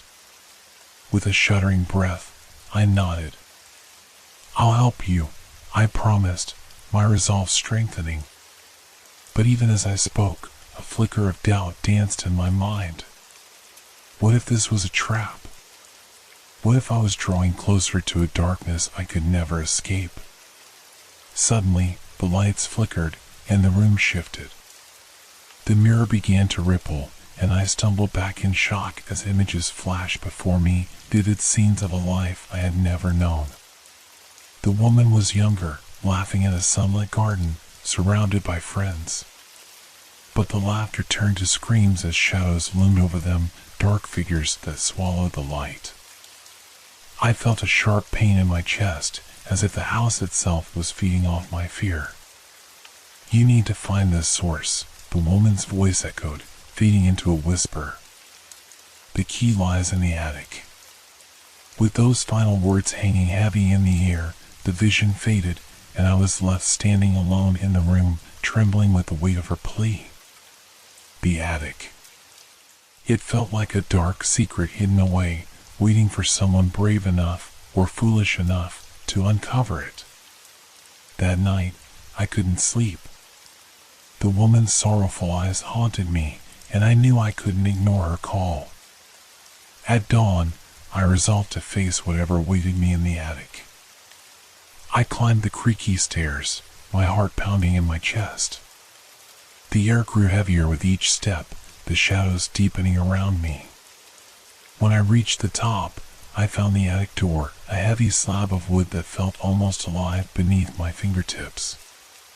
Taking a deep breath, I pushed it open. Dust swirled in the air, illuminated by a single shaft of light streaming through a cracked window. Boxes and old furniture lay scattered across the room, covered in sheets like ghosts waiting to be awakened. I took a tentative step inside, the floorboards creaking beneath me. As I scanned the room, something caught my eye, a small trunk tucked away in the corner. It was old and battered, its lock rusted over.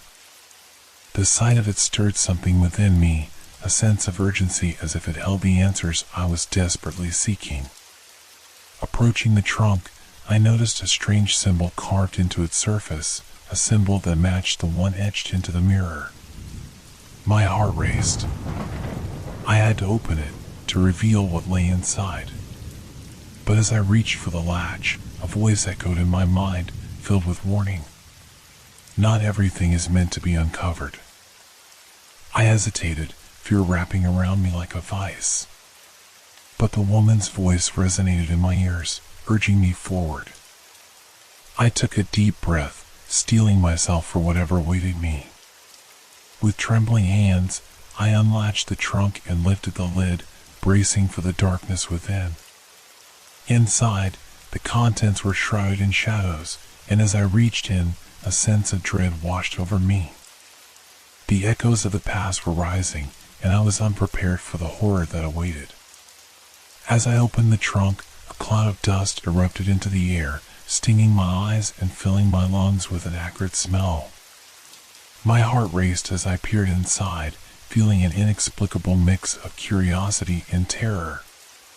The trunk was filled with an assortment of old clothes, faded photographs, and letters, artifacts of a life once lived. But among these relics lay something that made my breath catch in my throat, a small, intricately carved box. The box was crafted from dark wood, polished to a shine that almost glimmered in the dim light. It bore the same symbol as the trunk and the mirror, a twisted vine with an eye at its center. My fingers trembled as I reached for it, an unseen force pulling me closer. I lifted the box out, cradling it in my hands. It felt warm, almost alive, and I could sense a powerful energy radiating from it. My mind raced with questions. What did it contain? What secrets had it witnessed? I glanced back at the trunk, half expecting to see the woman's sorrowful face in the shadows, urging me to continue. Against my better judgment, I opened the box.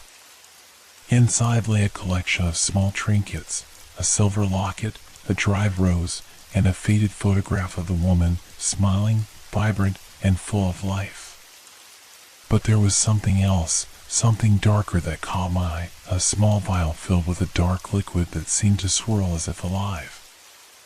As I picked up the vial, a sudden wave of memories flooded my mind, screams, tears, shadows closing in. I dropped it in shock, and it landed with a soft thud. The woman's voice echoed in my thoughts, pleading for me to understand. They must know, she urged. The darkness must be revealed. I recoiled, my breath quickening. The weight of her words pressed down on me, a realization dawning. This wasn't just about her, it was about a cycle of suffering that had bound her to this house.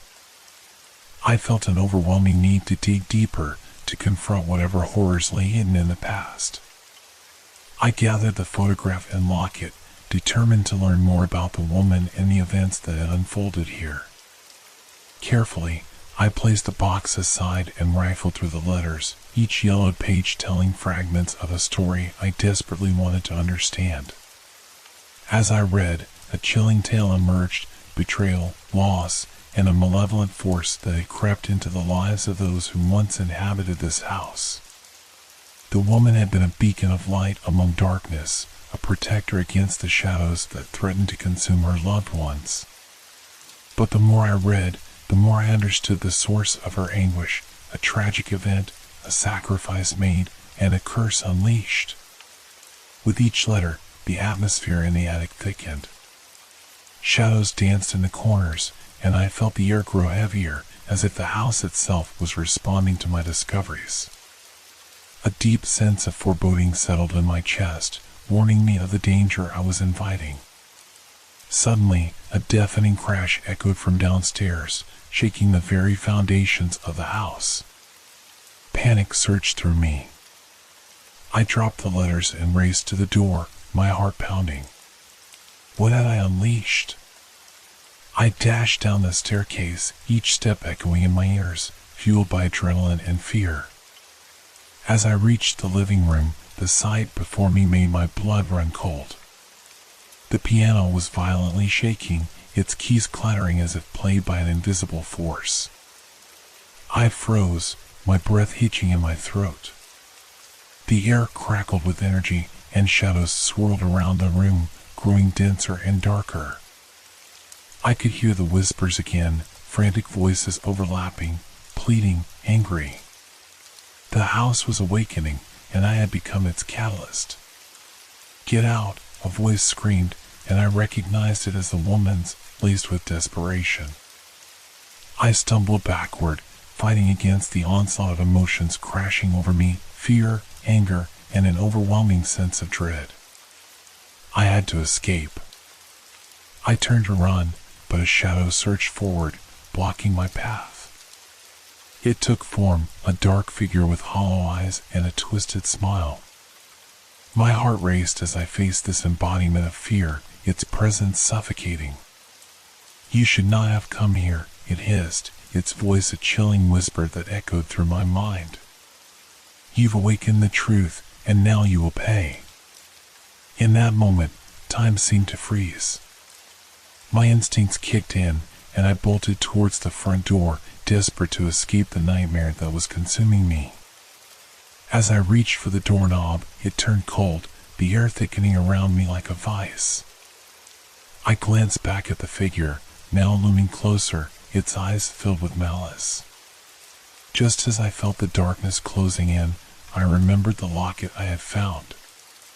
In a desperate bid for survival, I yanked it from my pocket and held it out, as if it were a talisman against the encroaching shadows.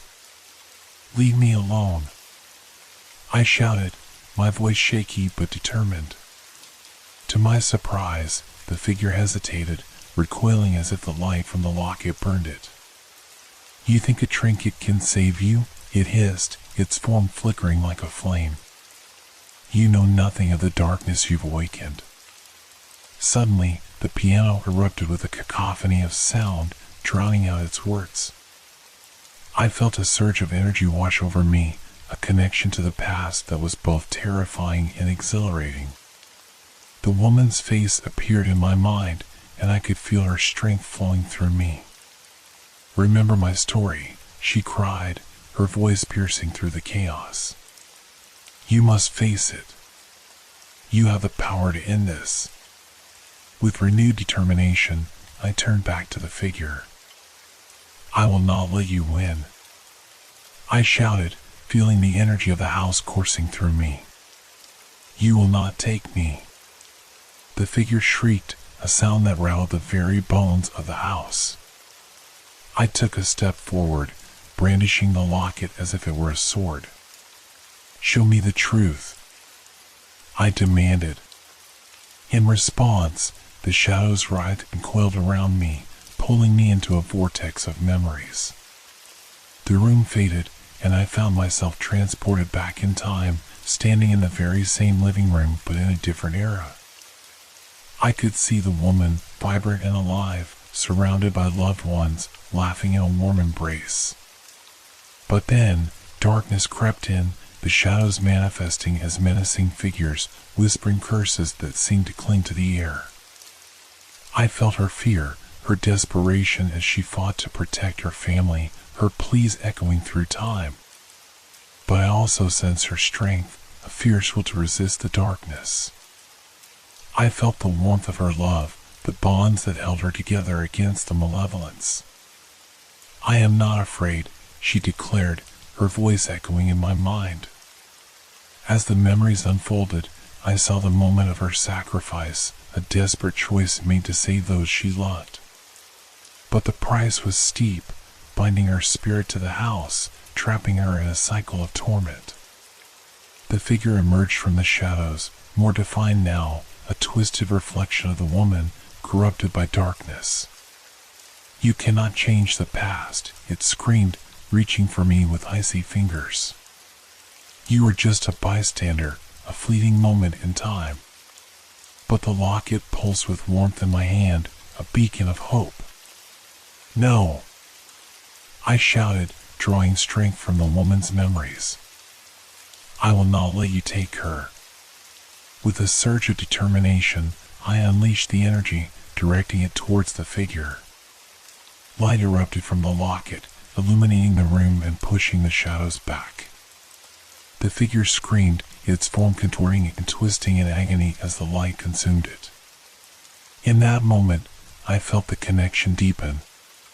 The woman's spirit intertwined with mine, infusing me with strength and purpose.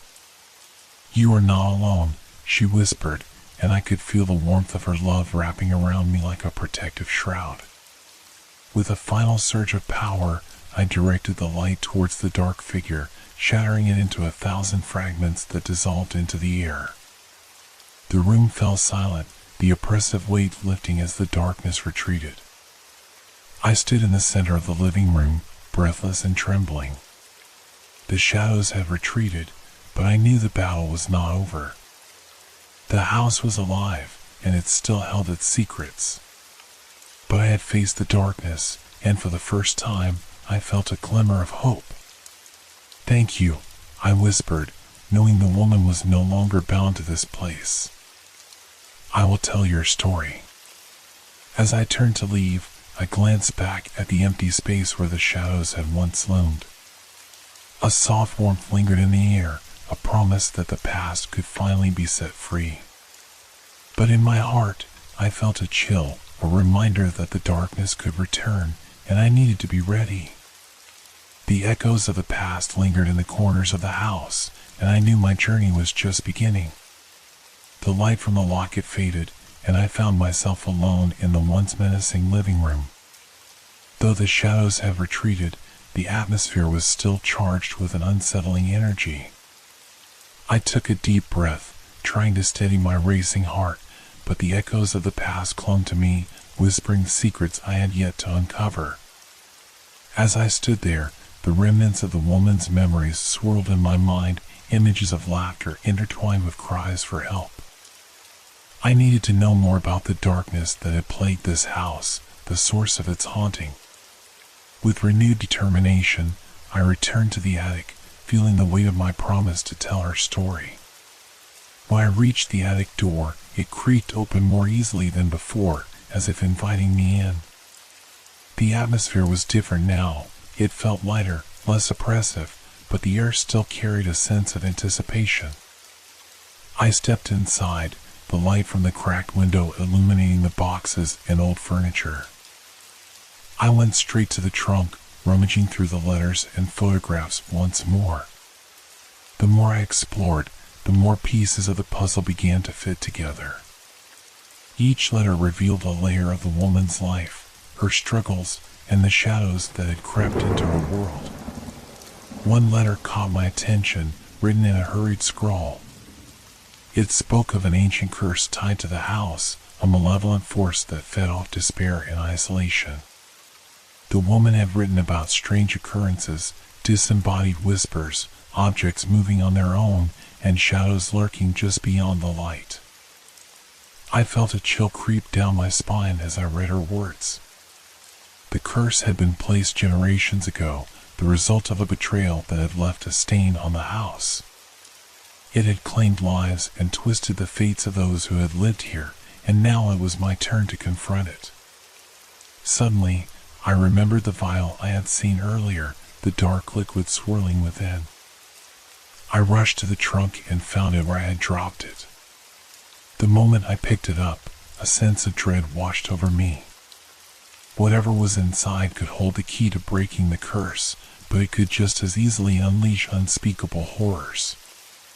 As I held the vial, a vision flickered in my mind, a memory of the woman standing before the trunk, fear etched on her face as she spoke of the darkness. "It feeds on our pain," she had said. "It will not rest until it claims another soul."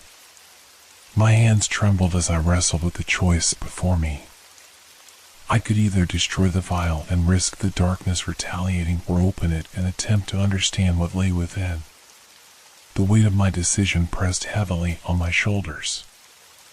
I glanced back at the trunk, seeing the photograph of the woman, vibrant and full of life. I had to believe that I could change the course of this story. Clenching my jaw, I unscrewed the vial's cap, the air around me thickening as the dark liquid began to pulse.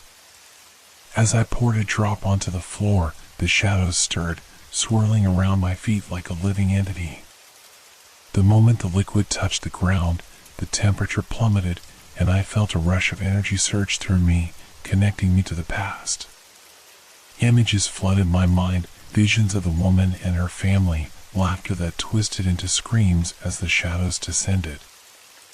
I saw the betrayal, the moment the curse took root, and the family torn apart by fear. The darkness writhed and shrieked, desperate to reclaim its hold, but I felt the woman's presence alongside me, guiding me. "Remember our love," her voice echoed in my mind, grounding me. "You have the power to break this cycle." Fueled by her strength, I focused on the vial, summoning every ounce of courage I had. "You will not take anyone else," I shouted, feeling the energy swell within me. I lifted the vial high, feeling the connection to the house intensify. With a surge of determination, I poured the rest of the dark liquid onto the floor. The shadows screamed, a cacophony of rage echoing through the attic as they writhed and twisted, desperate to escape. But I held my ground, the light from the locket shining bright as I channeled the energy from the past. "Let go of your hold," I cried, the words resonating through the room. "You have no power here anymore." The shadows recoiled, the room trembling as the darkness fought against the light. I could feel the woman's spirit beside me, her love infusing me with strength. The echoes of her laughter filled the air, pushing back against the shadows. With one final cry, I raised the locket high above my head, and a blinding light erupted from it, engulfing the room. The shadows shrieked in terror, swirling into a vortex before collapsing in on themselves. As the light intensified, I felt a rush of energy as if the house itself was exhaling after centuries of suffering. The darkness dissipated, leaving behind a calm that washed over me like a warm embrace. When the light finally faded, I found myself standing in an empty attic, the air still and quiet. I felt different, lighter, as if a burden had been lifted. The darkness was gone, and the house felt alive with a new energy, a sense of peace that had long been absent.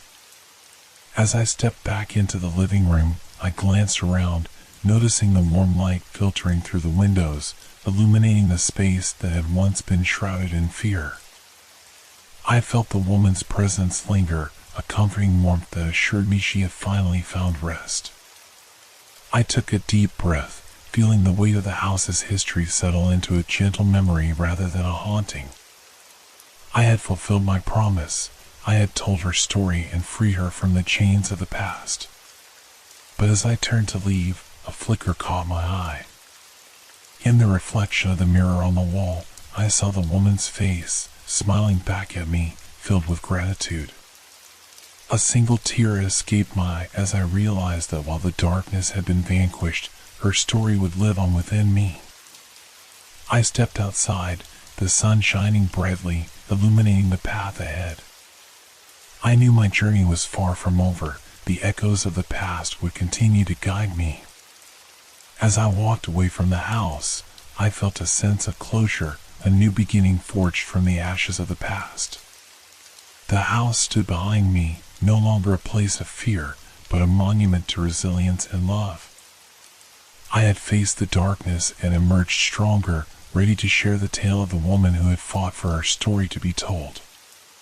And as I stepped into the world beyond, I carried her memory with me, a reminder that even in the shadows, there is light waiting to break through.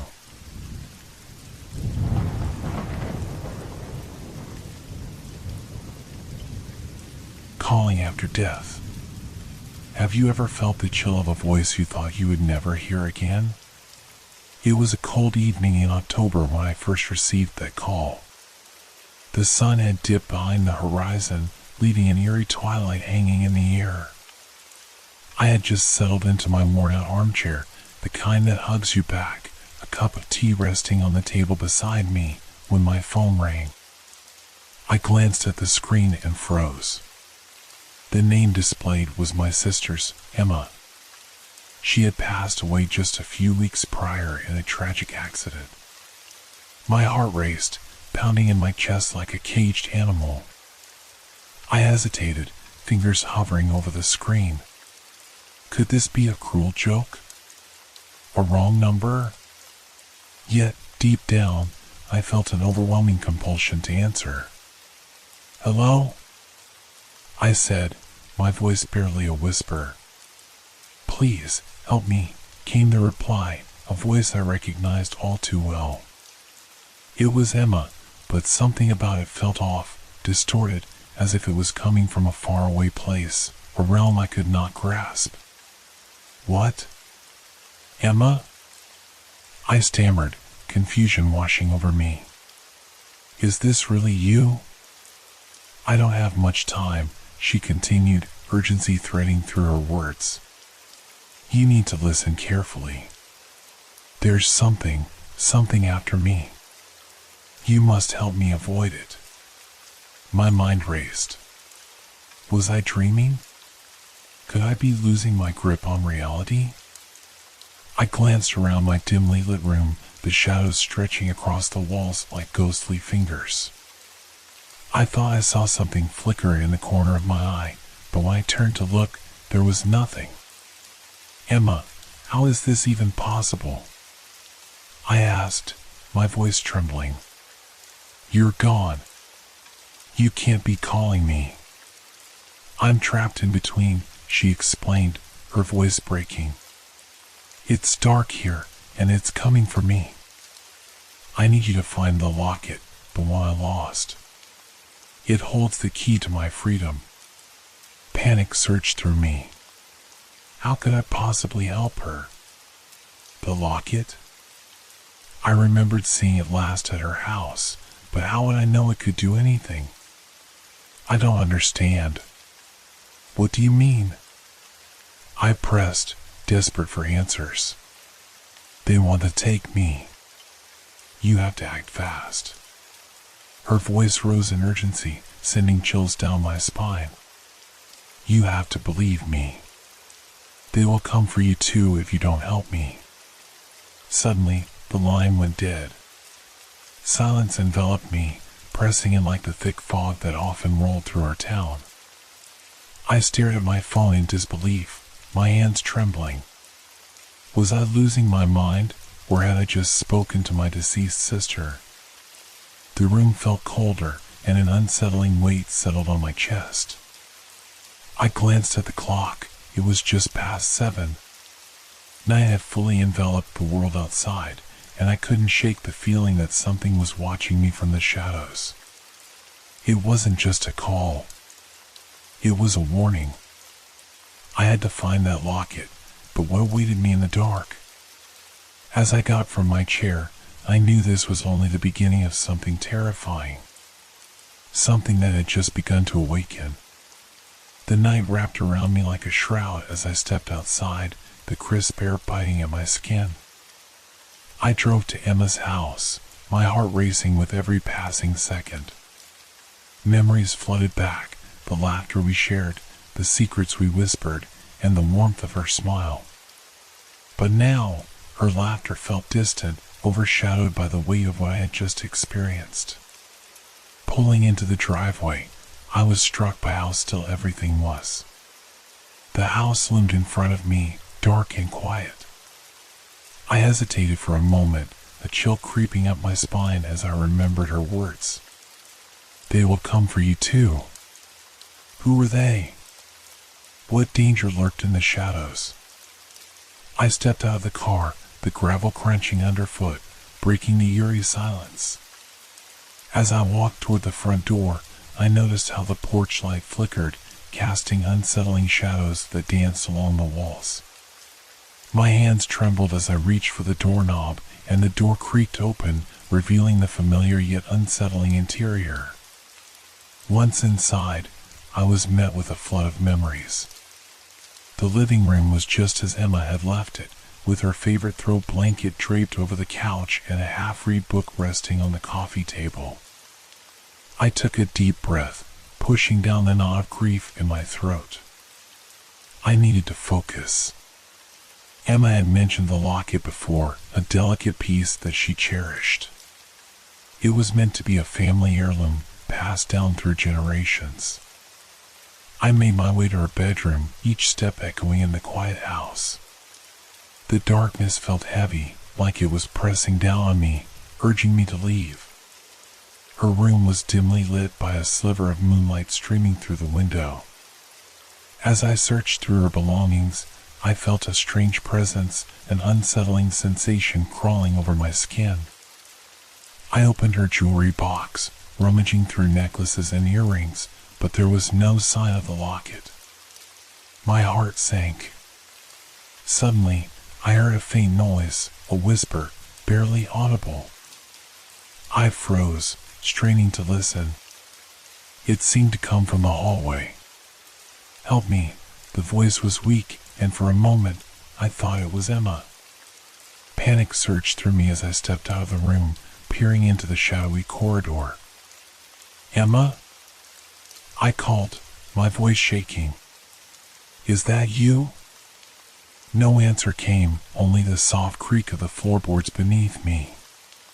The atmosphere thickened, suffocating me with an invisible dread.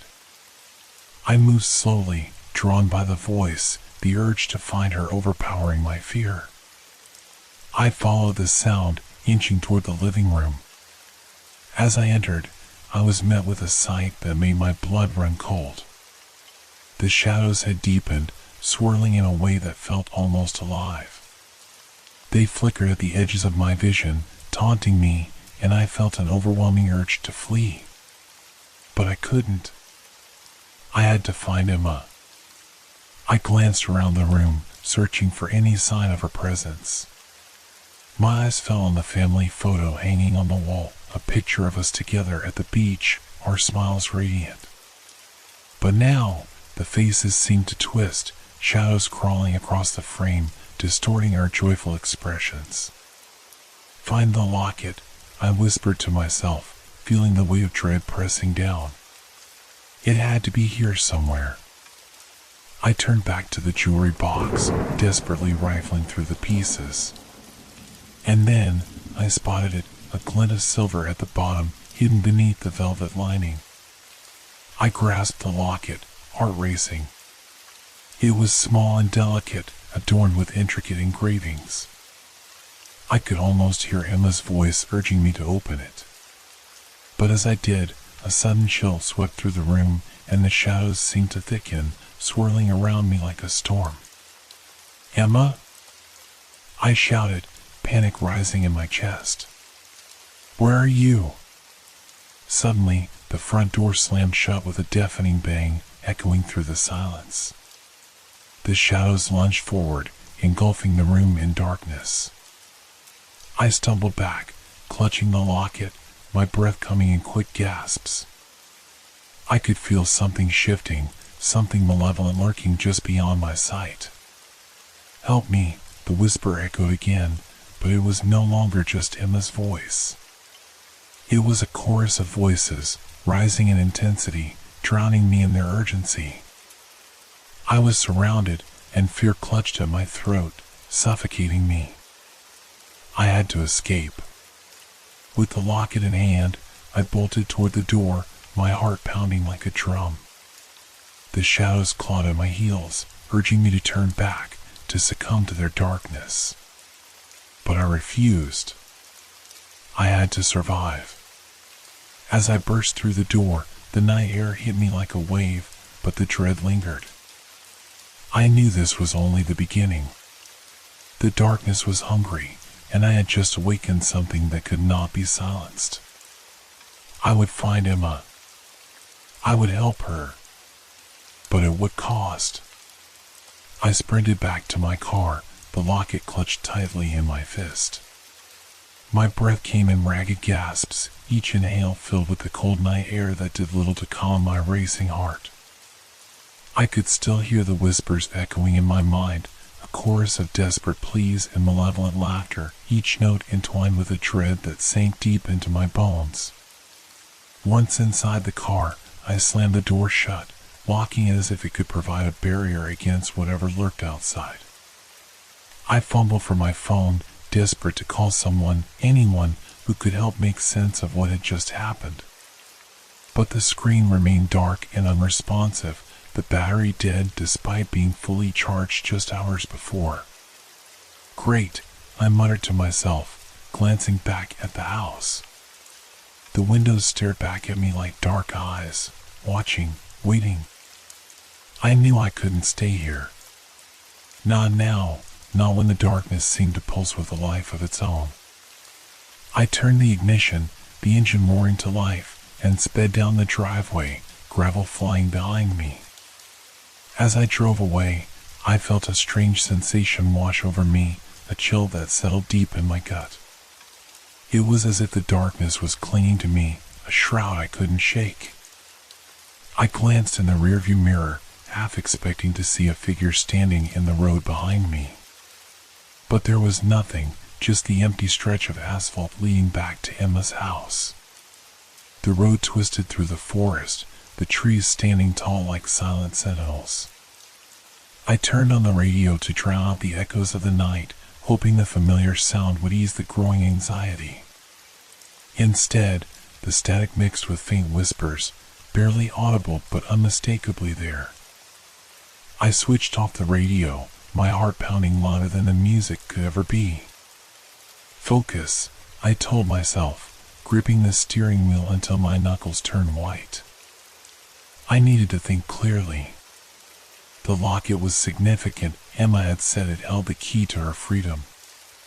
But what did that mean? And what kind of danger had she been in?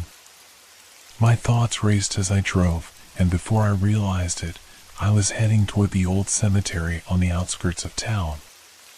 It had been years since I'd last visited, a place that felt both sacred and eerie.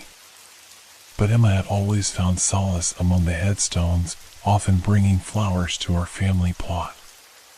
Maybe, just maybe, she had left me a sign, a clue about the locket and how to use it. As I parked and stepped out into the cool night air, a heavy silence enveloped me, broken only by the rustling of leaves.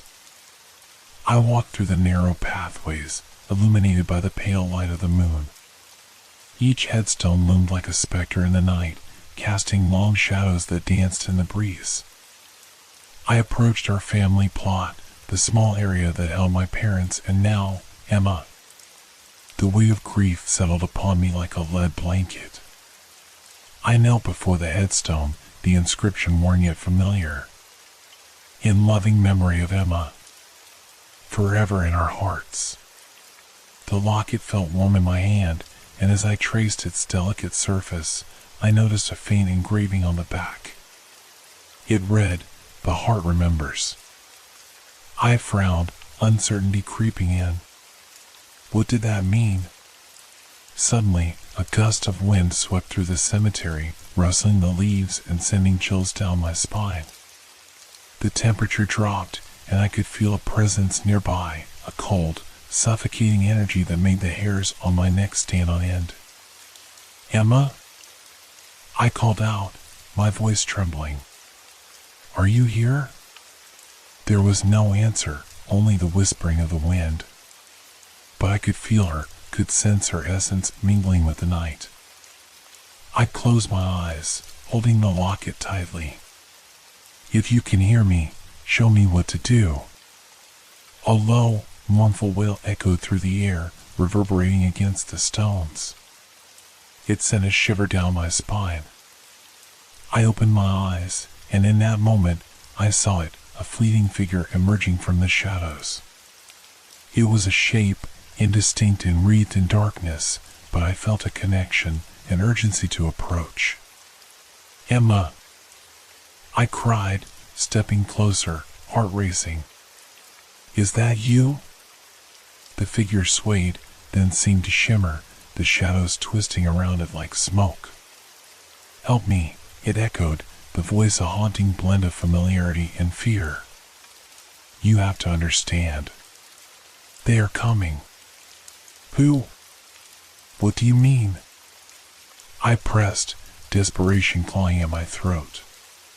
The figure's form flickered, struggling against the darkness that seemed to ensnare it. "The locket, it binds me. You must unlock it before it's too late." As the words left its lips, the shadows grew thicker, swirling like a tempest. I felt a surge of terror as the presence of something malevolent grew closer, pressing on us both. "Emma!" I shouted, feeling the energy of fear ripple through me. "What do I need to do?" In a flash, the figure lunged toward me, enveloping me in its shadowy embrace. I gasped, feeling a surge of cold that pierced through my skin. My heart raced, panic clawing at my chest. "Trust your heart," she whispered, and then, just like that, she was gone, leaving only the oppressive weight of darkness behind. The cemetery felt alive, the ground vibrating with an energy I couldn't understand. I stumbled back, nearly falling as the shadows roared around me. I gripped the locket, feeling the heat of its metal against my palm.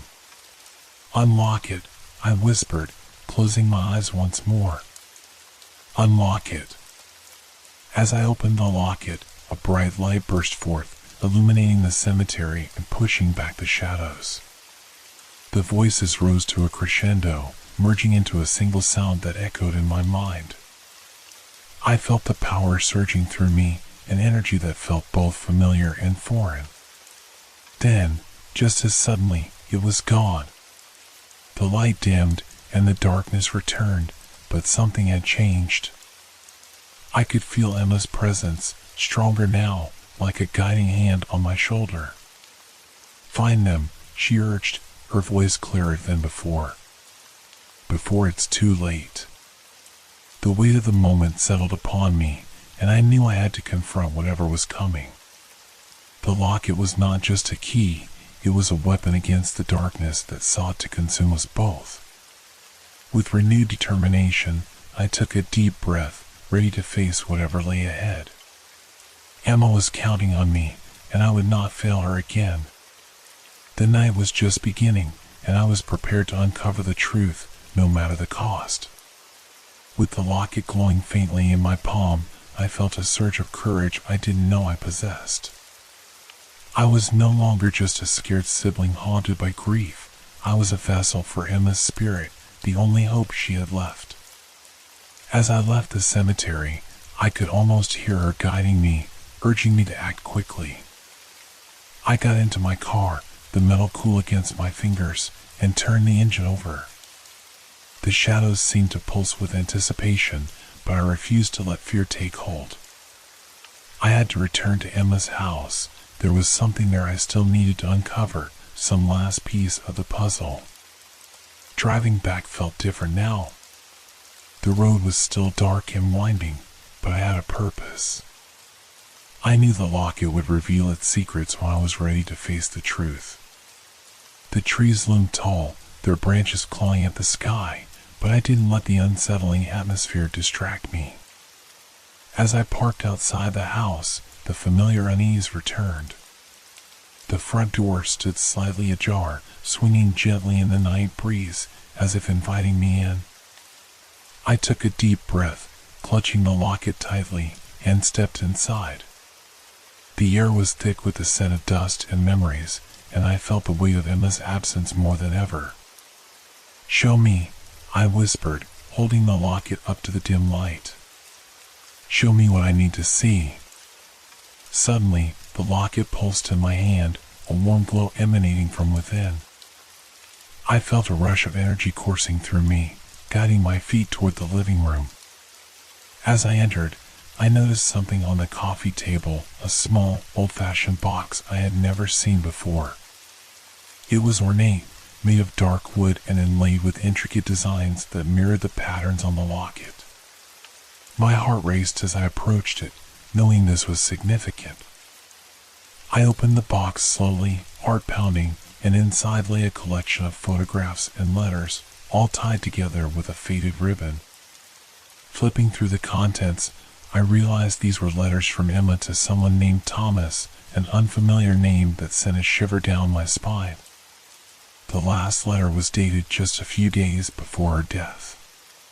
My breath caught in my throat as I read the words, "If anything happens to me, you must find the locket. It's the only way to stop them." "Stop who?" I whispered, the question swirling in my mind. Just then, a loud crash echoed from the hallway, pulling me from my thoughts. "Emma?" I called out, panic rising in my chest. I felt the shadows gathering, their energy crackling in the air. I had to confront whatever was there. With the locket clasped tightly in my hand, I moved cautiously toward the source of the noise. The hallway felt alive, the shadows stretching and twisting, as if anticipating my next move. I could hear faint whispers, "Help us," mingling with the rustling of leaves outside, and the walls seemed to pulse with a malevolent energy. I reached the doorway to Emma's bedroom, and as I stepped inside, I froze. The room was filled with an ethereal light, casting flickering shadows against the walls. In the center of the room stood a figure cloaked in darkness, its features obscured, but I could feel its eyes boring into me, filled with an ancient hunger. "Emma!" I shouted, fear mingling with determination. "What do you want?" The figure let out a low, guttural laugh that sent chills down my spine. "You should have left well enough alone, child." The voice was deep and resonant, echoing with a sinister undertone. "She is mine, and you cannot save her." "No!" I shouted, the locket glowing brighter in my hand. "I will save her. You will not take her from me." The figure lunged forward, but I raised the locket, and a brilliant light erupted from it, illuminating the room. The shadows recoiled, writhing as if in pain. I could feel Emma's presence pushing through, a surge of love and determination enveloping me. "Unlock the truth," she cried, her voice ringing clear amidst the chaos. The shadows lunged again, and I closed my eyes, focusing on the locket and Emma's spirit. I envisioned the memories we shared, the laughter, the love, and the bond that could not be broken by fear. Suddenly, the locket shattered open, releasing a blinding light that filled the room, pushing back the darkness. I felt the energy swirling around me, and I opened my eyes to see the figure being engulfed by the light, its form unraveling into wisps of shadow that faded into nothingness. "No!" it screeched, its voice echoing in agony. "You cannot do this." But I held my ground, empowered by the love of my sister. The light intensified, surrounding me like a protective shield, and in that moment, I knew I was not just fighting for Emma, I was fighting for all the souls trapped in the darkness. With a final surge of strength, I shouted, "You will not take her." The shadows dissolved, and the room fell silent. The air cleared, and I felt a warm presence beside me. I turned to see Emma standing there, her figure radiant and whole. "Thank you," she whispered, her voice filled with warmth and gratitude. "You have freed me." Tears filled my eyes as I reached out to embrace her, but she stepped back, her expression shifting to one of solemnity. "But there is still work to be done. I am free, but there are others who still linger in the shadows." I nodded, understanding the weight of her words. The battle was won, but the war against the darkness was far from over. Together, I promised, determination swelling within me. We will help them. As Emma's figure began to fade, a sense of peace washed over me. The locket lay in my palm, a reminder of our bond and the strength we had found together. "Remember, the heart remembers," she said softly, her voice echoing in my mind as she vanished into the light. I stood in the now empty room, the shadows gone but a lingering sense of purpose remaining. I would carry Emma with me, always. The battle against the darkness was not just hers, it was mine as well. With the locket still glowing faintly in my hand, I stepped out of the house, ready to face whatever came next. I was no longer just a victim of fear, I was a warrior of light, determined to guide those lost in the darkness back to the warmth of love and hope. And so began a new chapter, one where the echoes of the past intertwined with the promise of tomorrow. The call after death had not just awakened me, it had transformed me into something stronger, an eternal guardian of the light.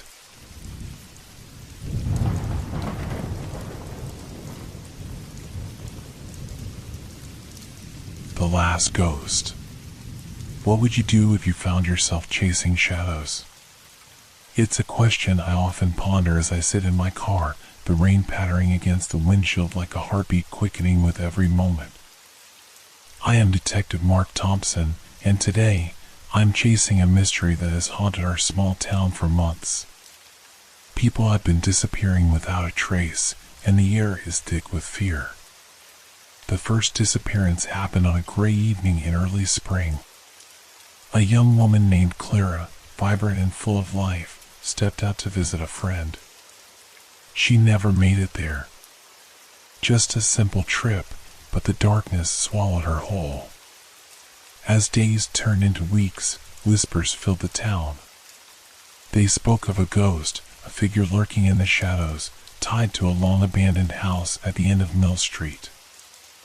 I parked my car near the old Hartley place, an ominous structure that had seen better days. Vines snaked up the walls, and shattered windows stared back like vacant eyes. Neighbors claimed they had heard the sound of weeping coming from within, yet no one dared to investigate.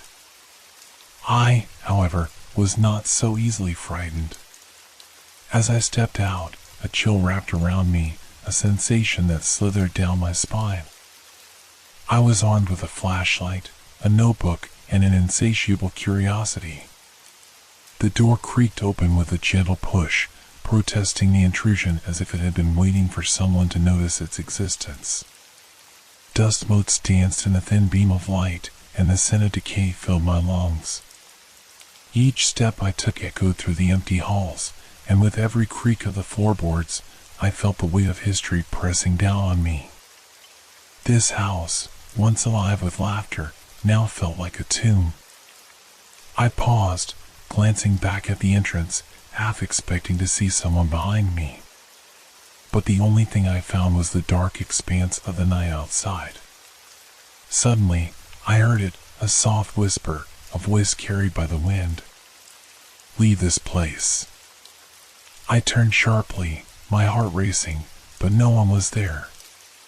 Was it my mind playing tricks on me, or was the legend of the Hartley ghost true? I took a deep breath, forcing myself to push through the rising dread. I moved deeper into the house, taking notes on the peeling wallpaper and the faded photographs that lined the walls. The eyes in those pictures seemed to follow me, their gazes heavy with secrets. My mind wandered back to Clara. What had happened to her? Was this ghost the key to unraveling the mystery, or merely a distraction from a more earthly danger? In the dim light, I spotted an old mirror, its surface tarnished and cloudy. I stepped closer, and as I did, a flicker of movement caught my eye. Was it my imagination? I squinted, searching for any sign of life. My pulse quickened as I realized I was not alone. The figure of an old woman appeared in the glass, her face etched with sorrow and anger. "Leave this place," she hissed again, her voice echoing in my mind. I stumbled back, heart racing, pulse pounding in my ears. I knew then that I was in the presence of something ancient, something that had long ago lost its peace. As I backed away, the shadows deepened, swirling around me like a tempest. Panic surged, and I sprinted for the door.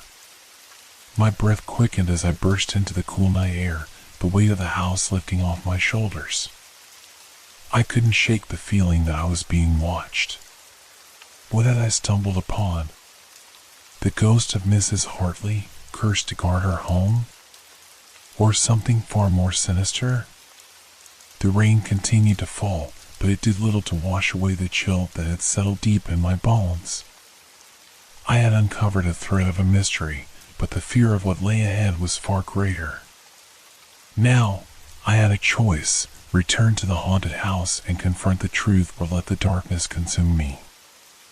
I would need to find the courage to return. I had to know what happened to Clara, and what other secrets this cursed house held. But I felt a shadow looming, a sense of dread that suggested my journey had only just begun. I spent the night replaying every detail in my mind, tossing and turning in bed as the whispers of the Hartley house echoed in my thoughts. The image of the old woman's face haunted me, her sorrowful eyes digging deep into my conscience. I couldn't shake the feeling that I was being pulled into a web of darkness, a place where time stood still and secrets festered. The next morning, I decided to visit Clara's family. Maybe they could shed light on her last moments, something I had overlooked. The walk to her home felt heavier than usual, each step laden with the weight of unsolved mysteries. When I arrived, I was greeted by Clara's mother, a kind woman whose eyes were filled with worry and grief. "Detective Thompson," she said, her voice trembling. "Have you found anything? Is she safe?" "I'm still investigating, ma'am," I replied, trying to sound reassuring. "I'm looking into all possible leads." "Can you tell me more about Clara? Anything unusual before she disappeared?" She hesitated, glancing around as if expecting someone to overhear. She spoke of that old house. Said she felt drawn to it, as if something was calling her.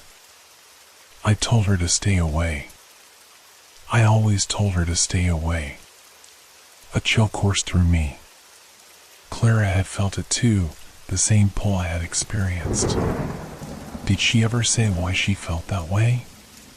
"Just stories from the town," her mother whispered, glancing towards the window. "About a woman who lost her family and became a ghost, cursing those who enter her home." I never believed in such things until Clara went missing. As she spoke, I could see the fear etched in her features. It was the same fear that lingered in the hearts of everyone in town. I felt a pang of guilt. I was chasing shadows while families were grieving. "Thank you for your time," I said, my resolve hardening. I needed to return to the Hartley house to confront whatever awaited me there. I left with a heavy heart, but determination fueled my steps. As I approached the house for the second time, the sky was overcast, a stark contrast to the warm sunlight that had bathed the town earlier. The atmosphere felt different, as if the very air was charged with anticipation. I parked my car and stepped into the overgrown yard, weeds clawing at my ankles as I made my way to the door. I hesitated, the memory of the old woman's warning echoing in my mind. "Leave this place." But I couldn't. I was compelled to uncover the truth. With a deep breath, I pushed the door open again. The familiar creak welcomed me, and I stepped inside, my heart pounding like a drum in the silence. This time, I felt the weight of the house pressing down on me even more. Shadows seemed to flicker at the edges of my vision, taunting me with their presence. I decided to explore the upstairs, where the darkness felt thicker. The floorboards groaned under my weight as I moved carefully, flashlight in hand. My thoughts raced with the stories I had heard. Each room I entered was a snapshot of a life once lived, dusty toys, faded dresses, and memories trapped in time. In the last room at the end of the hall, I found an old trunk. It was locked, but I could see through the cracks that it was filled with personal items. Perhaps Clara had been drawn here for a reason. I felt a surge of determination. I had to open it. I rummaged through my pockets, finding a small screwdriver. After a few moments of prying, the lock gave way with a satisfying click. I lifted the lid, and a cloud of dust exploded into the air, stinging my eyes. Inside were photographs, letters, and a locket. I picked up a picture, my heart sinking as I recognized Clara's face smiling back at me. Next to it was a photo of the old woman, Mrs. Hartley, taken many years ago.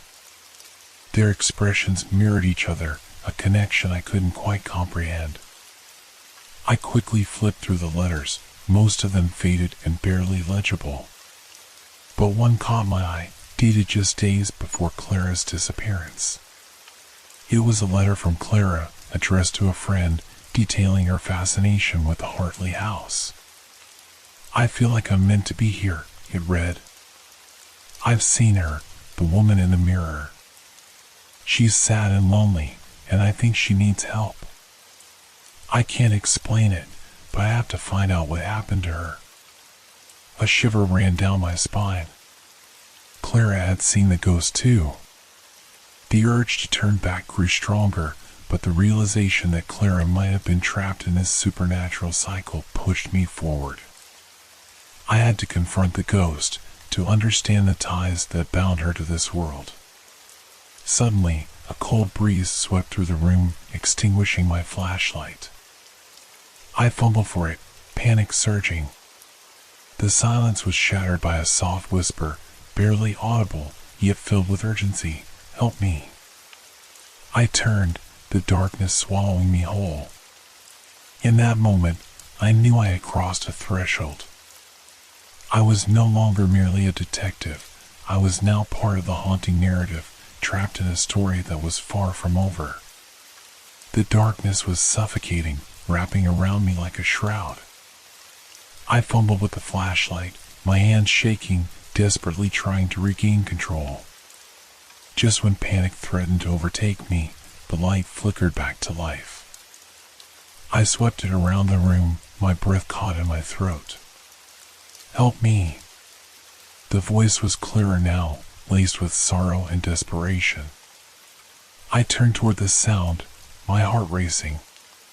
In the far corner, the air shimmered, and for a fleeting moment, I saw her, the old woman, Mrs. Hartley, standing there with an expression of anguish etched into her features.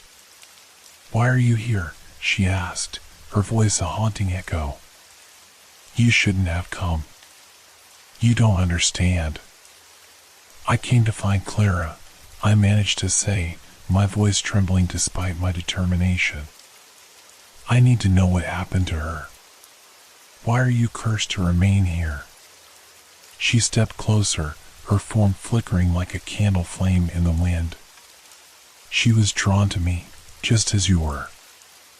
I thought she could help me, but I was wrong. I cannot rest until my story is told, until my family is avenged." My mind raced. Clara had come here to help the ghost, but instead, she had vanished into the void of despair that surrounded the house. "What happened to your family?" I asked, my voice barely above a whisper. Mrs. Hartley's gaze turned distant, lost in memories. "Years ago, my husband and children were taken from me. They were accused of witchcraft, dragged into the woods by those who feared what they did not understand. I watched helplessly as they were executed, their screams echoing in the night. My heart shattered that day, and I was left alone to guard this place." "Guard it from what?" I pressed, my instincts urging me to dig deeper. "From those who seek to harm," she said, her voice tinged with anger and sadness. "I cannot allow anyone else to suffer as I have. But in my grief, I became a prisoner of my own sorrow. I have cursed this house, binding myself to it. The more I try to protect, the more I lose myself." I felt a pang of empathy for her. Mrs. Hartley was not merely a monster, but a mother lost in her grief. "I want to help you," I said, surprising myself with my own conviction. "What can I do?" "Listen," she whispered, her form flickering. "You must find the truth. Discover the names of those who wronged me. Only then can I be free." A sudden rush of wind swept through the room, knocking over the trunk and sending papers scattering across the floor. I stumbled backward, startled. "I will find out what happened to your family," I promised, my heart pounding with newfound resolve. "But you must help me. You need to guide me." As I steadied myself, I caught a glimpse of something glinting on the floor amidst the chaos. It was a locket, the same one I had seen in the trunk. I picked it up, feeling its weight in my palm. "What is this?" I asked.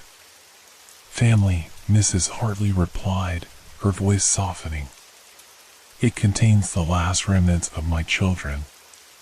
Their pictures, their spirits trapped within. Show it to those who can help." Find the old journal hidden in the attic. It holds the names you seek. Where is the journal? I asked, urgency fueling my words. Above, in the rafters, she said, her form beginning to fade. But be careful. The darkness will try to keep you from the truth. You must be strong. Just as she spoke her last words, the air thickened, and the room felt as if it were collapsing around me. The walls creaked and groaned, and shadows lunged from the corners, swirling like a storm. I felt a surge of fear, but I couldn't back down now. I had to see this through. With my heart racing, I hurried up the narrow staircase to the attic. The door creaked ominously as I pushed it open, revealing a space cluttered with old furniture and forgotten memories. Dust hung thick in the air, and the beams of my flashlight danced across the wooden surfaces, casting eerie shadows. I scanned the room for anything that looked out of place, anything that might hold the journal Mrs. Hartley had mentioned. After rummaging through boxes filled with yellow newspapers and broken toys, I finally spotted a small chest tucked away in the corner. It was covered in dust, but seemed intact. I approached it cautiously, my hands trembling as I opened the lid. Inside, stacked among old letters and photos, lay a journal, its leather cover cracked and faded. I lifted it out, feeling a surge of anticipation. This could hold the key to everything, the names of those responsible for Mrs. Hartley's family's fate. I flipped it open, my eyes scanning the pages. They were filled with neat, flowing script detailing the lives of the Hartley family. As I read, a chilling story unfolded, a tale of betrayal, fear, and the injustice that had befallen them. Names jumped out at me, the townsfolk who had condemned them, the people who had taken their lives. As I absorbed the information, the air around me grew heavier. Shadows coiled in the corners, and I felt an overwhelming sense of dread. The house was alive with the memories of its past, and I could sense it growing restless. "Leave this place," a voice hissed from the shadows, and I turned to see the flickering form of Mrs. Hartley once more, her face contorted with urgency. "They must not find you here." "Who?" I demanded, my voice rising in panic. "The ones who wronged me," she warned. "They are still watching, still hunting. You must get the journal to those who can help, or you will become lost like the others." Fear surged through me, but I clutched the journal tightly. I needed to get out of the house before whatever dark forces were at play could ensnare me. As I rushed toward the staircase, the shadows deepened, swirling around my legs. I could feel the chill of unseen eyes on my back, urging me to flee. With every ounce of strength, I sprinted down the stairs, clutching the journal to my chest. The house groaned and creaked, and I could hear the whispers of the past rising in a cacophony of anger and despair. I burst through the front door, my heart racing as I stumbled onto the porch, gasping for air. I turned back, glancing at the house one last time, knowing I had to return with the truth. But for now, I was alive, and the echoes of the past would guide my next steps. I had uncovered the first part of the mystery, and now I had to confront the town to reveal the names that had been hidden for far too long. Little did I know, the darkness was not finished with me yet. The air outside felt heavy with impending rain, and the storm clouds loomed ominously overhead. I took a moment to steady my breathing, clutching the journal tightly in my hands as if it were a lifeline. The house behind me stood silent, its secrets whispering in the wind. I couldn't allow fear to overtake me now. Clara's family, Mrs. Hartley's family, they deserved justice. I drove back to town, my mind racing with thoughts of the journal and its contents. Names danced in my head, and with each passing moment, the weight of responsibility grew heavier. I needed to share what I had found, but I also needed to ensure I had support. the sheriff's office was my first stop. Sheriff Collins had always been skeptical about the legend surrounding the Hartley house, but he was also a good man who cared about the community. I found him sitting at his desk, the light from the overhead lamp casting shadows on his face. "Detective Thompson," he greeted, looking up from his paperwork. "You look like you've seen a ghost." I managed a weak smile, but I knew my expression was anything but calm. "You might say that," I replied, my voice steadying. "I have something important to discuss, something that could change everything." I pulled the journal from my bag and laid it on his desk. "It's about the Hartley family and the disappearances. There are names in here, people who wronged them." Sheriff Collins raised an eyebrow, curiosity piqued. He opened the journal and began scanning the pages. I watched as his expression shifted from skepticism to concern. "This is serious," he said, looking up at me. "You really believe these names are connected to the disappearances?" "I know they are," I replied, urgency surging in my veins. "Mrs. Hartley told me. Clara was drawn to that house because of the spirit, and it seems her disappearance is part of a larger pattern. We need to investigate these people." Sheriff Collins closed the journal, a thoughtful expression crossing his face. "I've heard the stories, but they've always seemed like folklore. If what you're saying is true, we need to act. We can't let fear keep us from the truth." With a shared determination, we began discussing our next steps. We needed to confront the townsfolk named in the journal, individuals who had played a role in the Hartley tragedy, to understand their connections to the recent disappearances. But the thought of facing those names filled me with dread. As the sun began to dip below the horizon, casting long shadows through the windows, we made a plan. We would gather evidence, reach out to the families involved, and present our findings at a town meeting. It was time to bring the darkness into the light. Later that evening, I drove to the local community center, where the town meeting was set to take place. I felt a knot of anxiety in my stomach as I parked and stepped inside. The hall was filled with familiar faces, a mix of fear and suspicion painted across them. I could sense the tension in the air. As Sheriff Collins and I took our seats at the front, whispers rippled through the crowd. I could see the unease on their faces, and my heart raced at the thought of what was about to unfold. Sheriff Collins cleared his throat, and silence fell over the room. "Thank you all for coming," he began, his voice steady. "We're here to discuss some serious matters concerning the recent disappearances and the history of the Hartley family. Detective Thompson has uncovered information that we believe needs to be addressed." I felt the weight of their gazes as I stood to speak.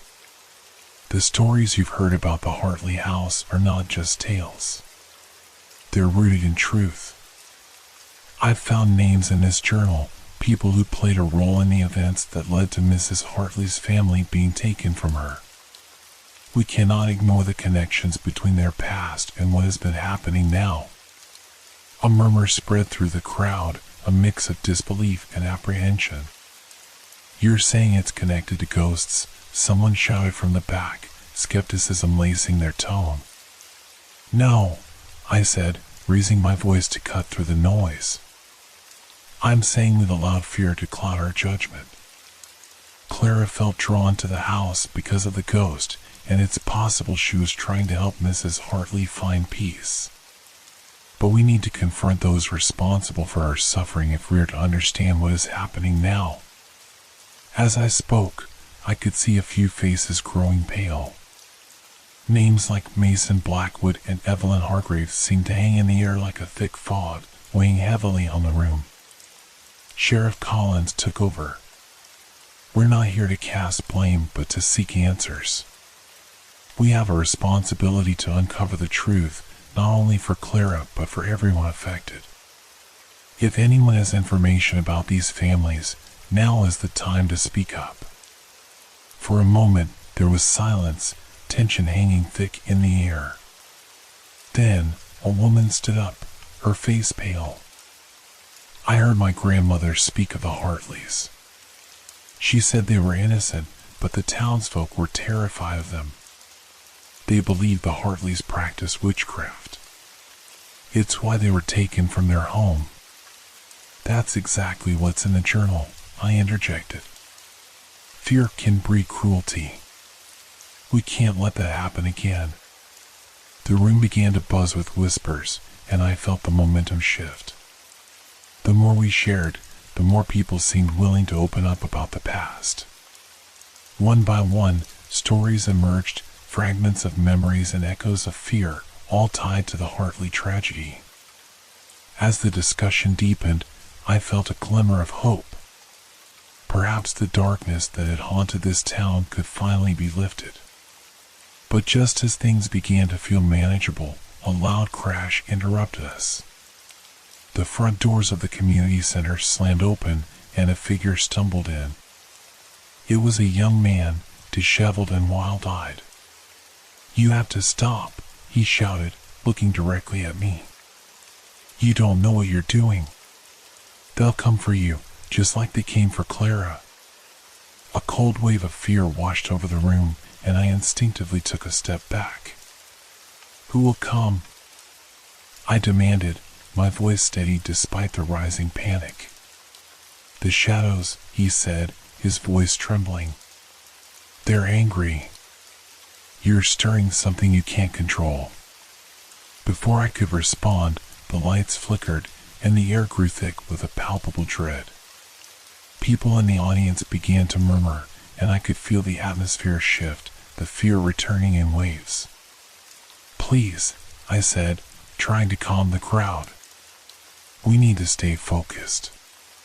If we're going to confront this darkness, we can't let fear take control." But it was too late.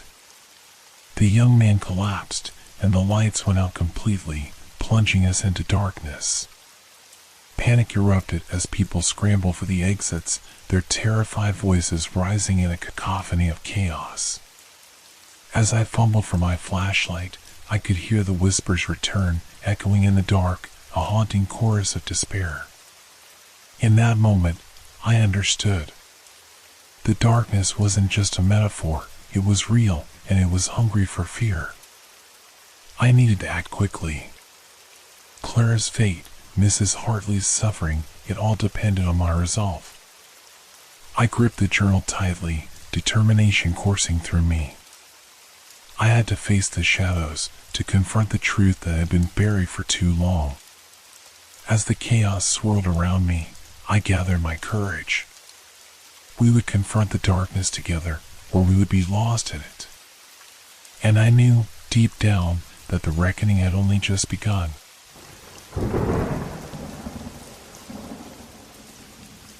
Night at the station.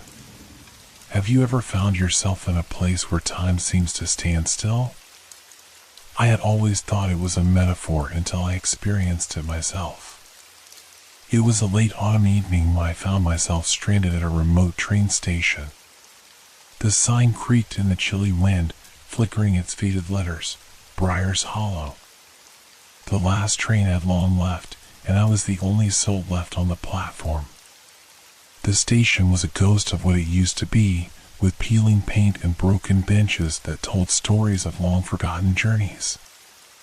I pulled my coat tighter around me, the chill biting through the fabric. As I glanced around, the shadows seemed to stretch and twist, and a sense of unease settled in the pit of my stomach. Something felt wrong, as if the air itself held its breath, waiting for something to happen. The old clock above the ticket booth had stopped ticking, its hands frozen at 10:15. I couldn't shake the feeling that I had stumbled into a forgotten time.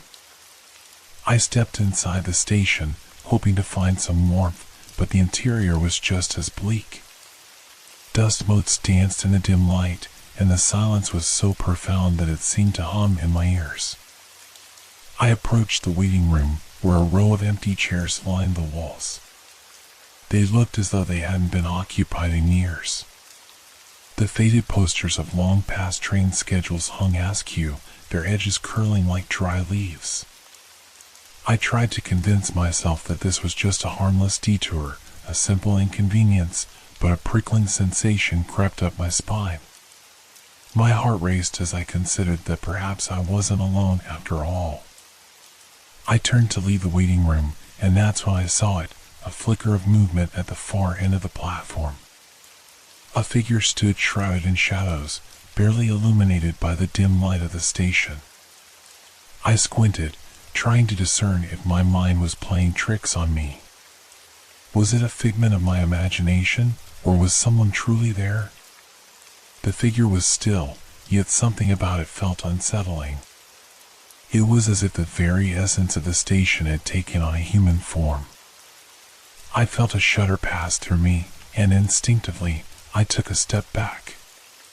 The weight of dread settled heavily on my chest, making it hard to breathe. I knew I should leave, but my legs felt rooted to the spot. Just then, a cold breeze swept through the station, sending a chill down my spine. The figure seemed to shift slightly, and I could have sworn it was looking directly at me, its presence heavy with a sense of sorrow. I blinked, and in that fleeting moment, it was gone. I glanced around, heart racing. Had I imagined it? But as I stood there, my heart pounding in my ears, I realized that something was very wrong. The air grew thicker, pressing against me, suffocating in its stillness. I took a deep breath, trying to steady myself. I knew I needed to find a way out before it was too late. The station felt alive, but not in a way that offered comfort. It was a living entity filled with echoes of the past, whispers of those who had come before me. With each passing moment, the shadows seemed to grow deeper, and I could feel the weight of unseen eyes watching me. My instincts screamed for me to flee, but the oppressive atmosphere held me in place. I was alone, at least I thought I was. As I took a hesitant step towards the exit, the faint sound of whispers floated through the air, wrapping around me like a chilling embrace.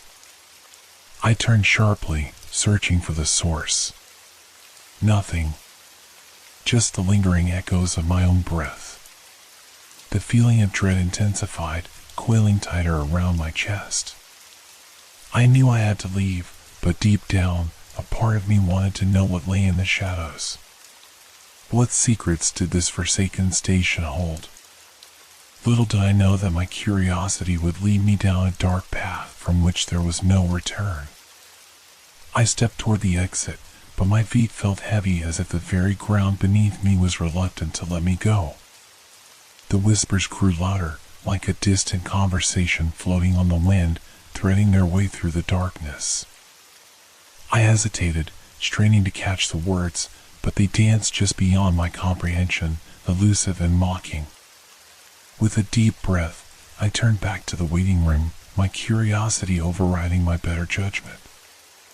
What were these whispers? Who, or what, was here with me?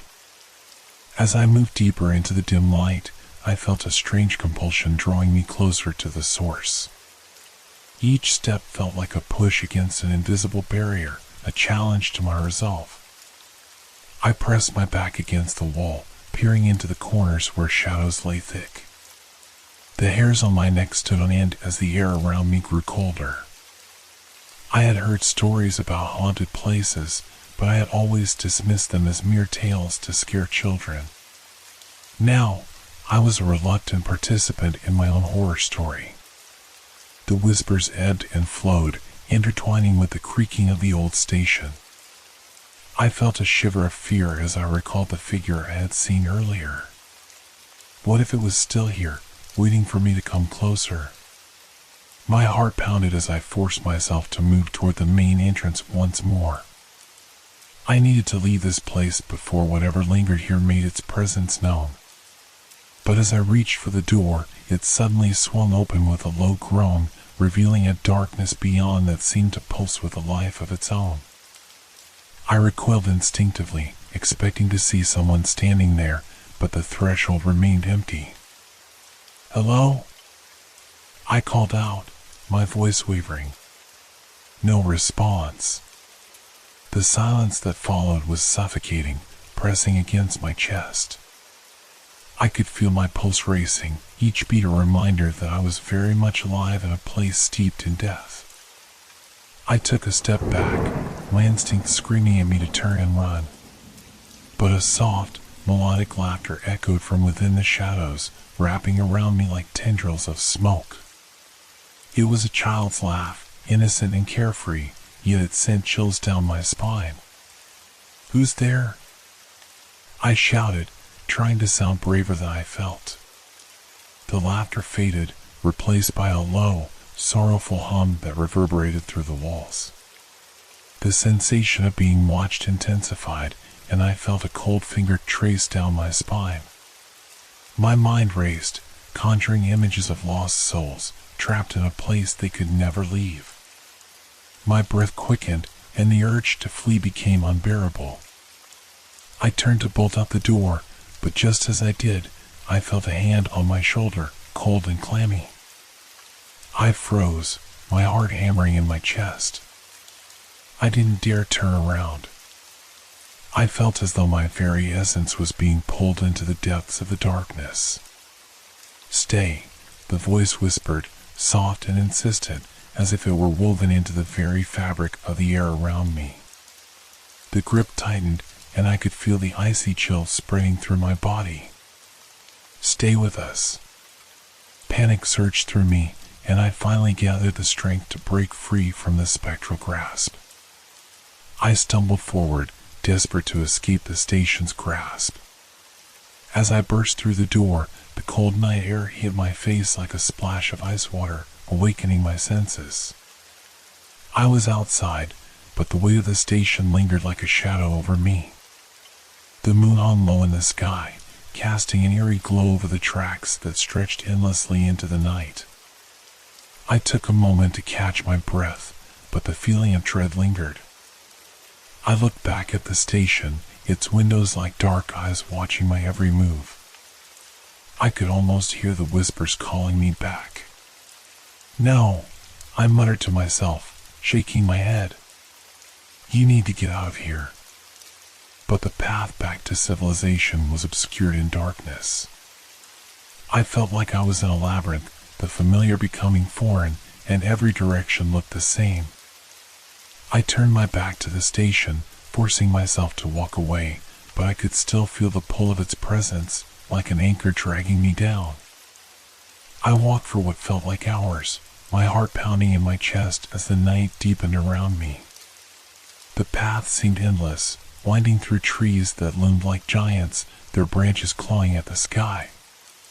Each rustle of leaves sent a jolt of fear through me, and I half expected something to emerge from the shadows.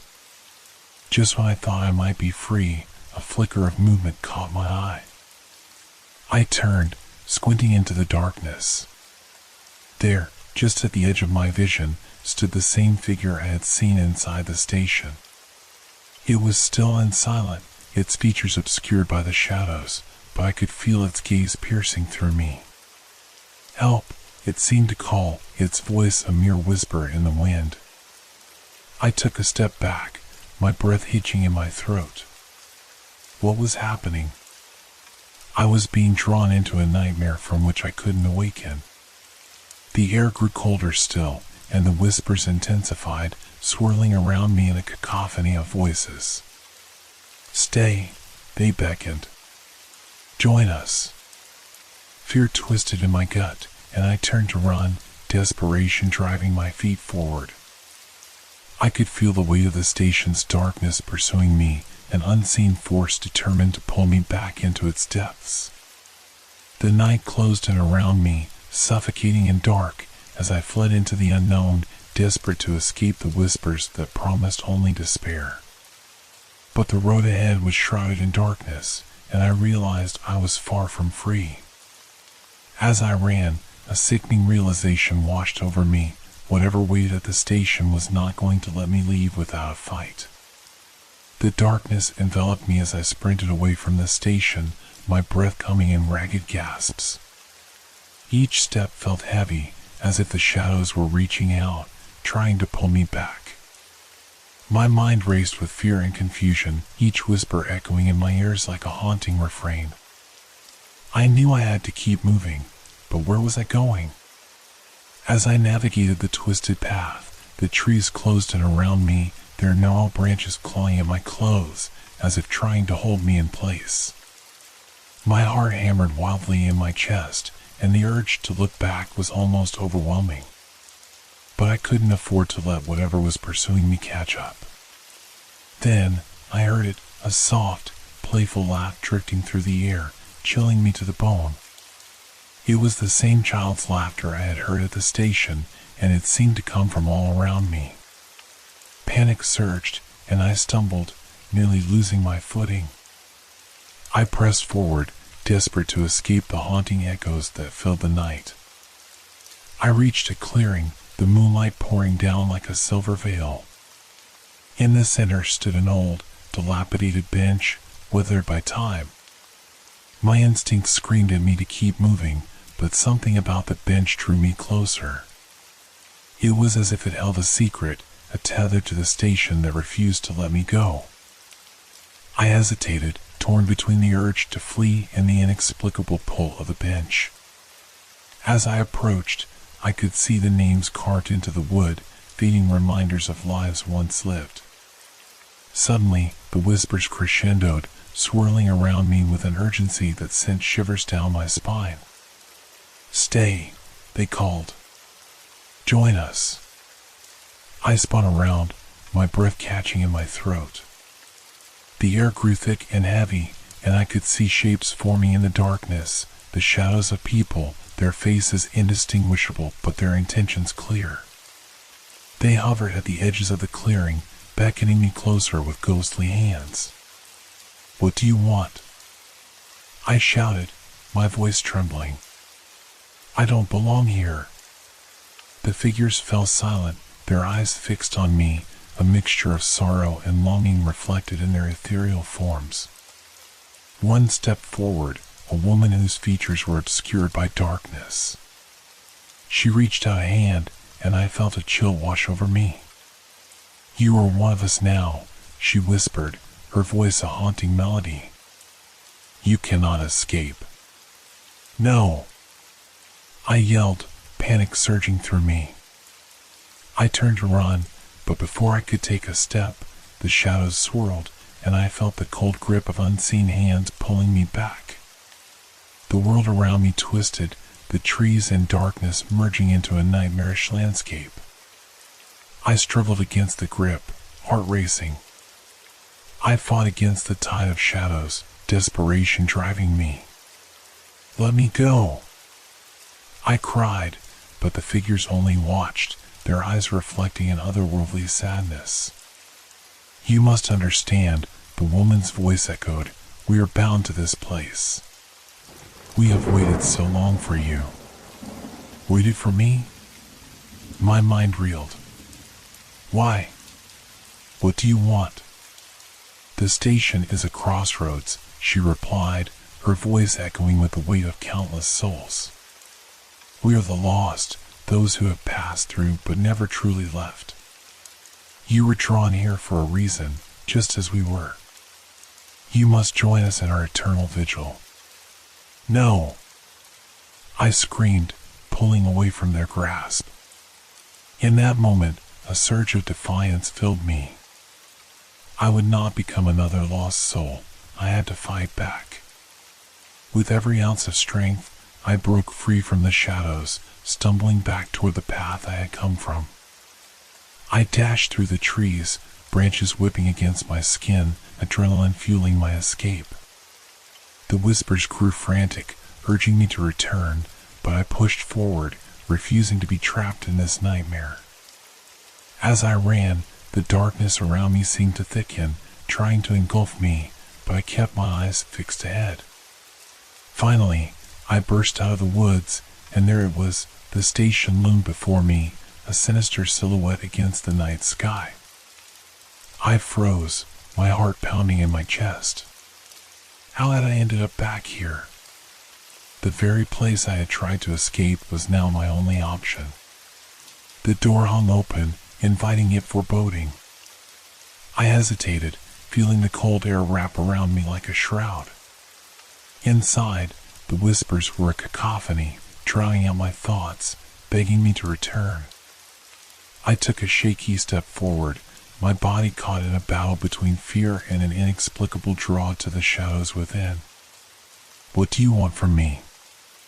I called out, my voice trembling in the stillness. The shadows coalesced, and the woman appeared again, her expression sorrowful yet determined. "You must understand," she said, her voice resonating like a bell tolling in the night. "We are not your enemies. We seek companionship, someone to share our burden. You have a choice to make." My heart raced, a fierce battle of emotions churning within me. I could feel the weight of their gazes, the anticipation thick in the air. "I can't stay here," I stammered, backing away. "I don't belong to this place." The figure stepped closer, her hand reaching out. "But you've already been touched by it. You felt the pull, just as we all have. There is no escape from what you've become." "No!" I cried, panic rising. I turned to flee, but the shadows surged forward, closing in around me.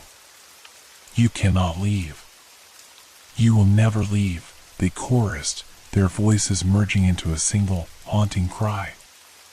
In that moment, I realized the truth. The station was not just a place, it was a living entity, feeding on fear, longing for connection. And I was its latest victim. As the shadows enveloped me, I fought with every ounce of strength, trying to break free. But the darkness was relentless, dragging me back into its depths. I could feel the cold seep into my bones, pulling me down into the abyss of despair. And then, with one last desperate gasp, I felt a shift. The whispers grew louder, the shadows pressing in, and I understood. I was not just a victim, I was part of their story now. The last flicker of hope faded as I was swallowed by the darkness, the weight of countless souls surrounding me. I had become one with the shadows, lost in a place where time had stopped, where the echoes of the past would haunt me for eternity. The station had claimed me, and I would never find my way back. The cold seeped into my soul as I drifted through the darkness, suspended between time and space. I felt the weight of countless souls around me, their whispers mingling with my thoughts, drowning me in an ocean of despair. I had become part of their eternal vigil, bound to the station that had consumed us all. Time lost its meaning as I floated in the void. Days, or perhaps years, passed in silence, the echoes of the living world fading into nothingness. Memories of my life began to blur, the faces of loved ones slipping away like sand through my fingers. I had hoped for escape, but now I was adrift, lost in a liminal space filled with sorrow. I remembered the woman's face, the way her eyes had glowed with a strange light, filled with both sadness and longing. She had been waiting for someone to join her, someone to share the burden of the past. But why me? What made me different from the others who had come before? And then I heard it again, the laughter. It rang through the darkness, familiar yet unsettling, wrapping around me like a blanket. "Join us," it whispered, seductive and sweet. "You are one of us now." I wanted to scream, to fight against the pull, but it was useless. I was powerless against the force that held me captive. The shadows shifted, and suddenly, I was standing in the station again, the familiar surroundings feeling like a cruel joke. The air was thick with tension, and I could feel the eyes of the other souls upon me, their gazes filled with a mixture of envy and sorrow. I looked around, panic rising.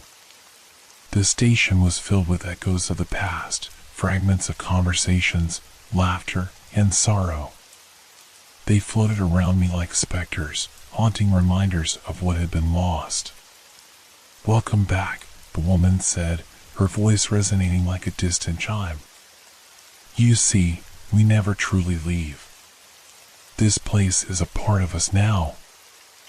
I felt the despair wash over me like a wave. "No," I whispered, backing away. "I don't want this. I want to go home." She stepped closer, her expression softening. "You were drawn here for a reason. You sought answers, just like the others. But there is no escape from the truth. You are bound to us now." The shadows pressed in, the whispers growing louder, wrapping around me like a shroud. I felt a surge of anger. "I won't be a prisoner here," I shouted, my voice breaking the fragile silence. "I refuse to accept this." "Fighting won't change your fate," she replied, sadness etched in her features.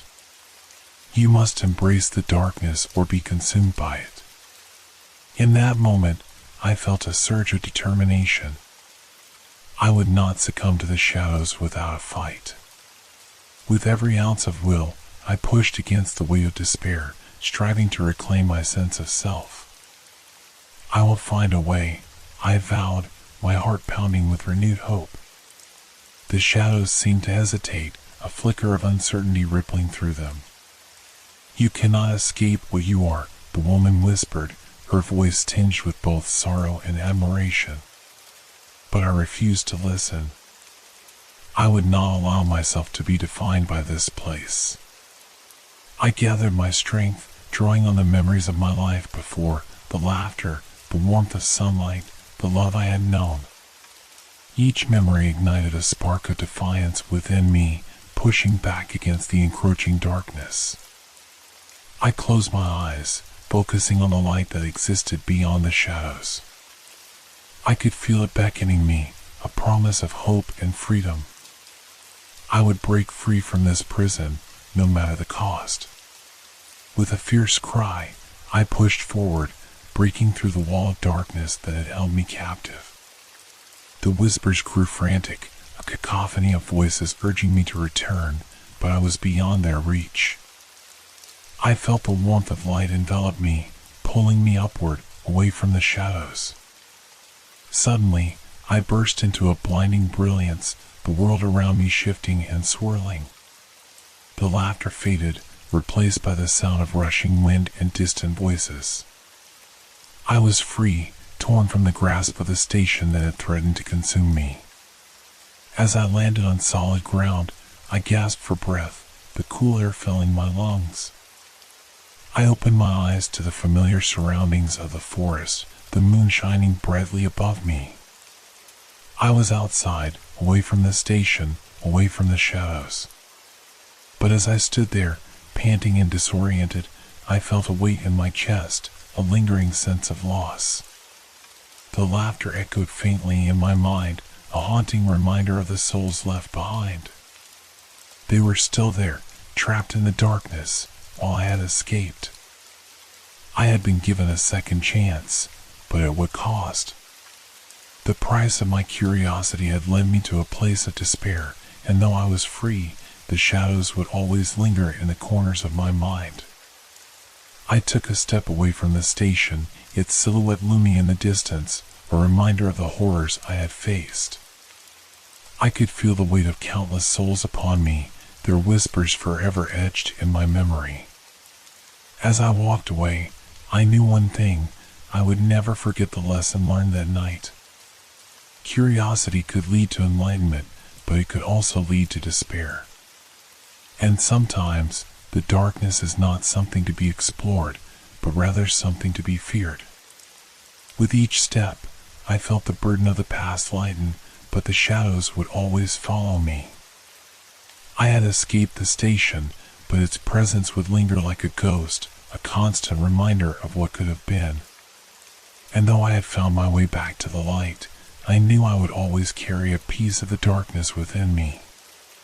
Days passed as I tried to reintegrate into my life, but I felt like a ghost walking through the motions of existence. The sun shone brightly overhead, and the sounds of laughter and conversation filled the air, yet all I could hear were the echoes of the station, the whispers of those lost souls. Their laughter turned to wails in my memory.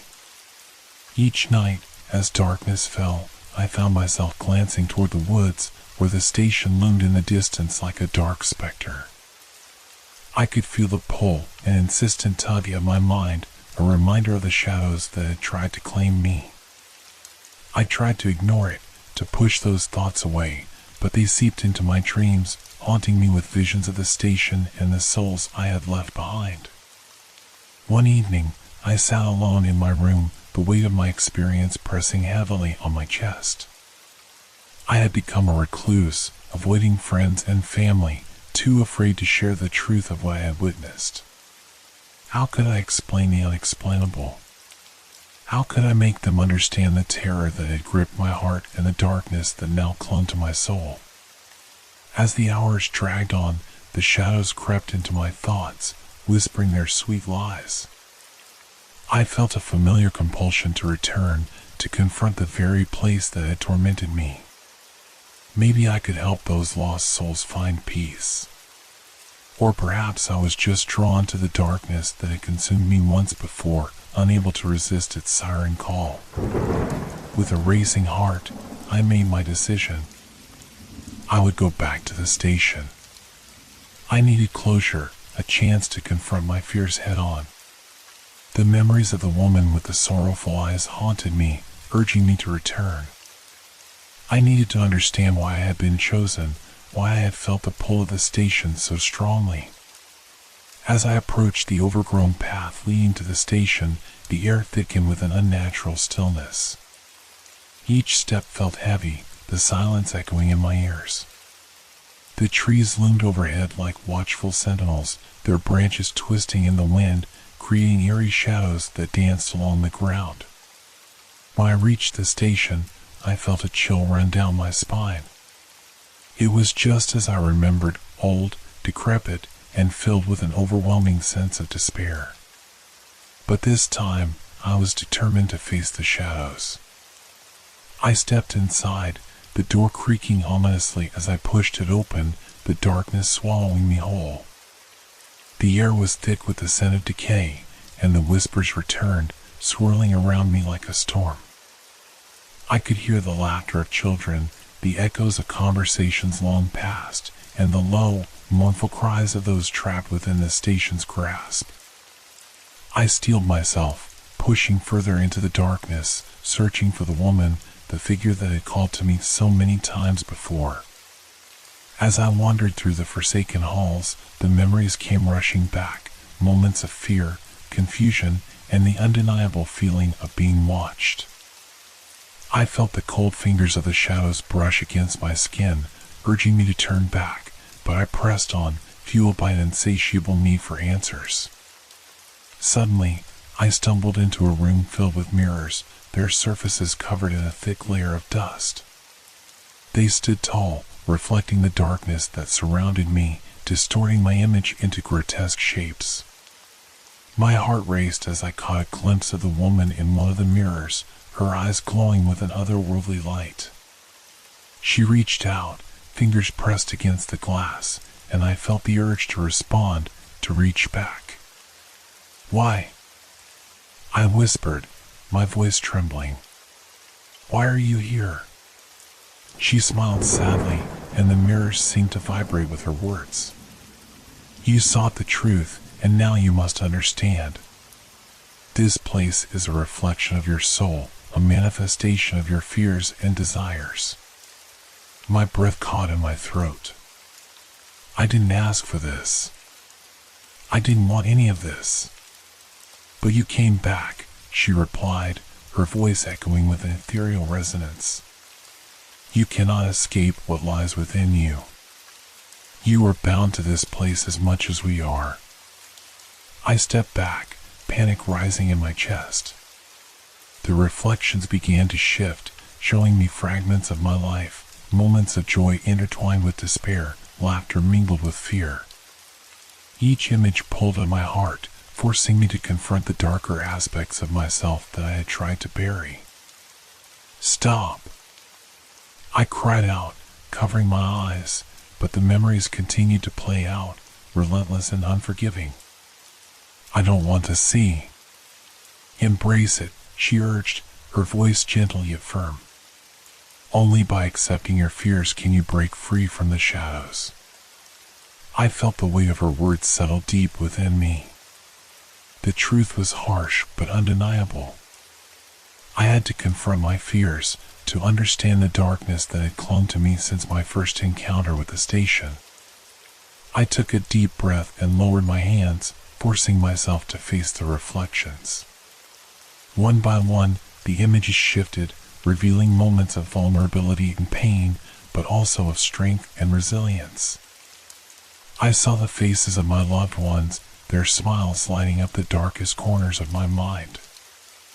I remembered the warmth of their embrace, the joy of shared laughter, and the love that had once filled my heart. As the memories unfolded, I felt the shadows around me begin to waver, their grip loosening. The whispers grew quieter, almost as if they were retreating in the face of my newfound strength. I realized then that the darkness had thrived on my fear and uncertainty, feeding off my doubts and insecurities. "Leave me be!" I shouted, my voice rising above the cacophony. "I am not yours to claim." With each declaration, I felt the light within me grow brighter, pushing back against the shadows. The mirrors trembled, reflecting my determination, and the woman's expression shifted from sadness to something resembling pride.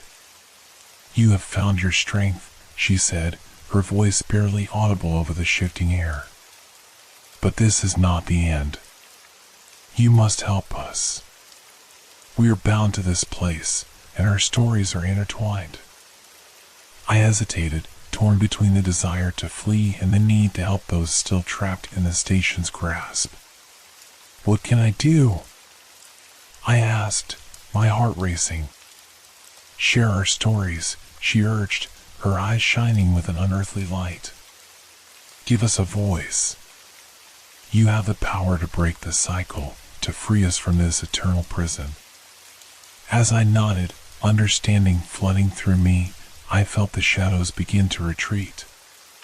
The mirrors shattered, fragments scattering across the floor like stars falling from the sky, illuminating the darkness with a faint glow. In that moment, I realized that the station was not just a prison, it was a vessel for the lost, a place where stories remained untold. And I had the chance to become their voice, to share their tales with the world. "I will help you," I promised, my heart swelling with purpose. "I will tell your stories. You will not be forgotten."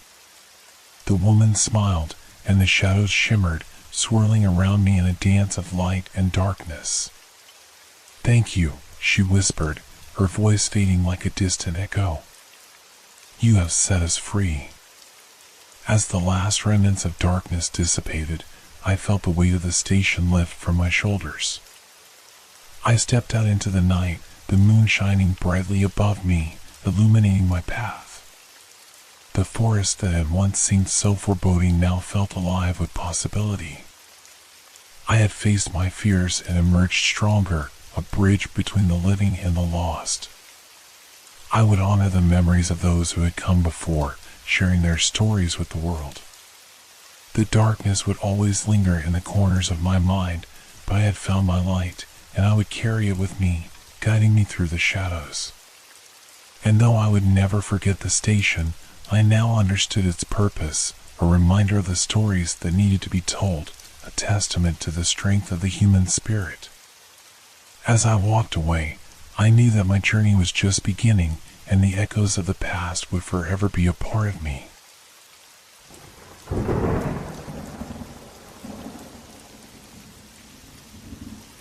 Hope your dreams are filled with fear. Good night.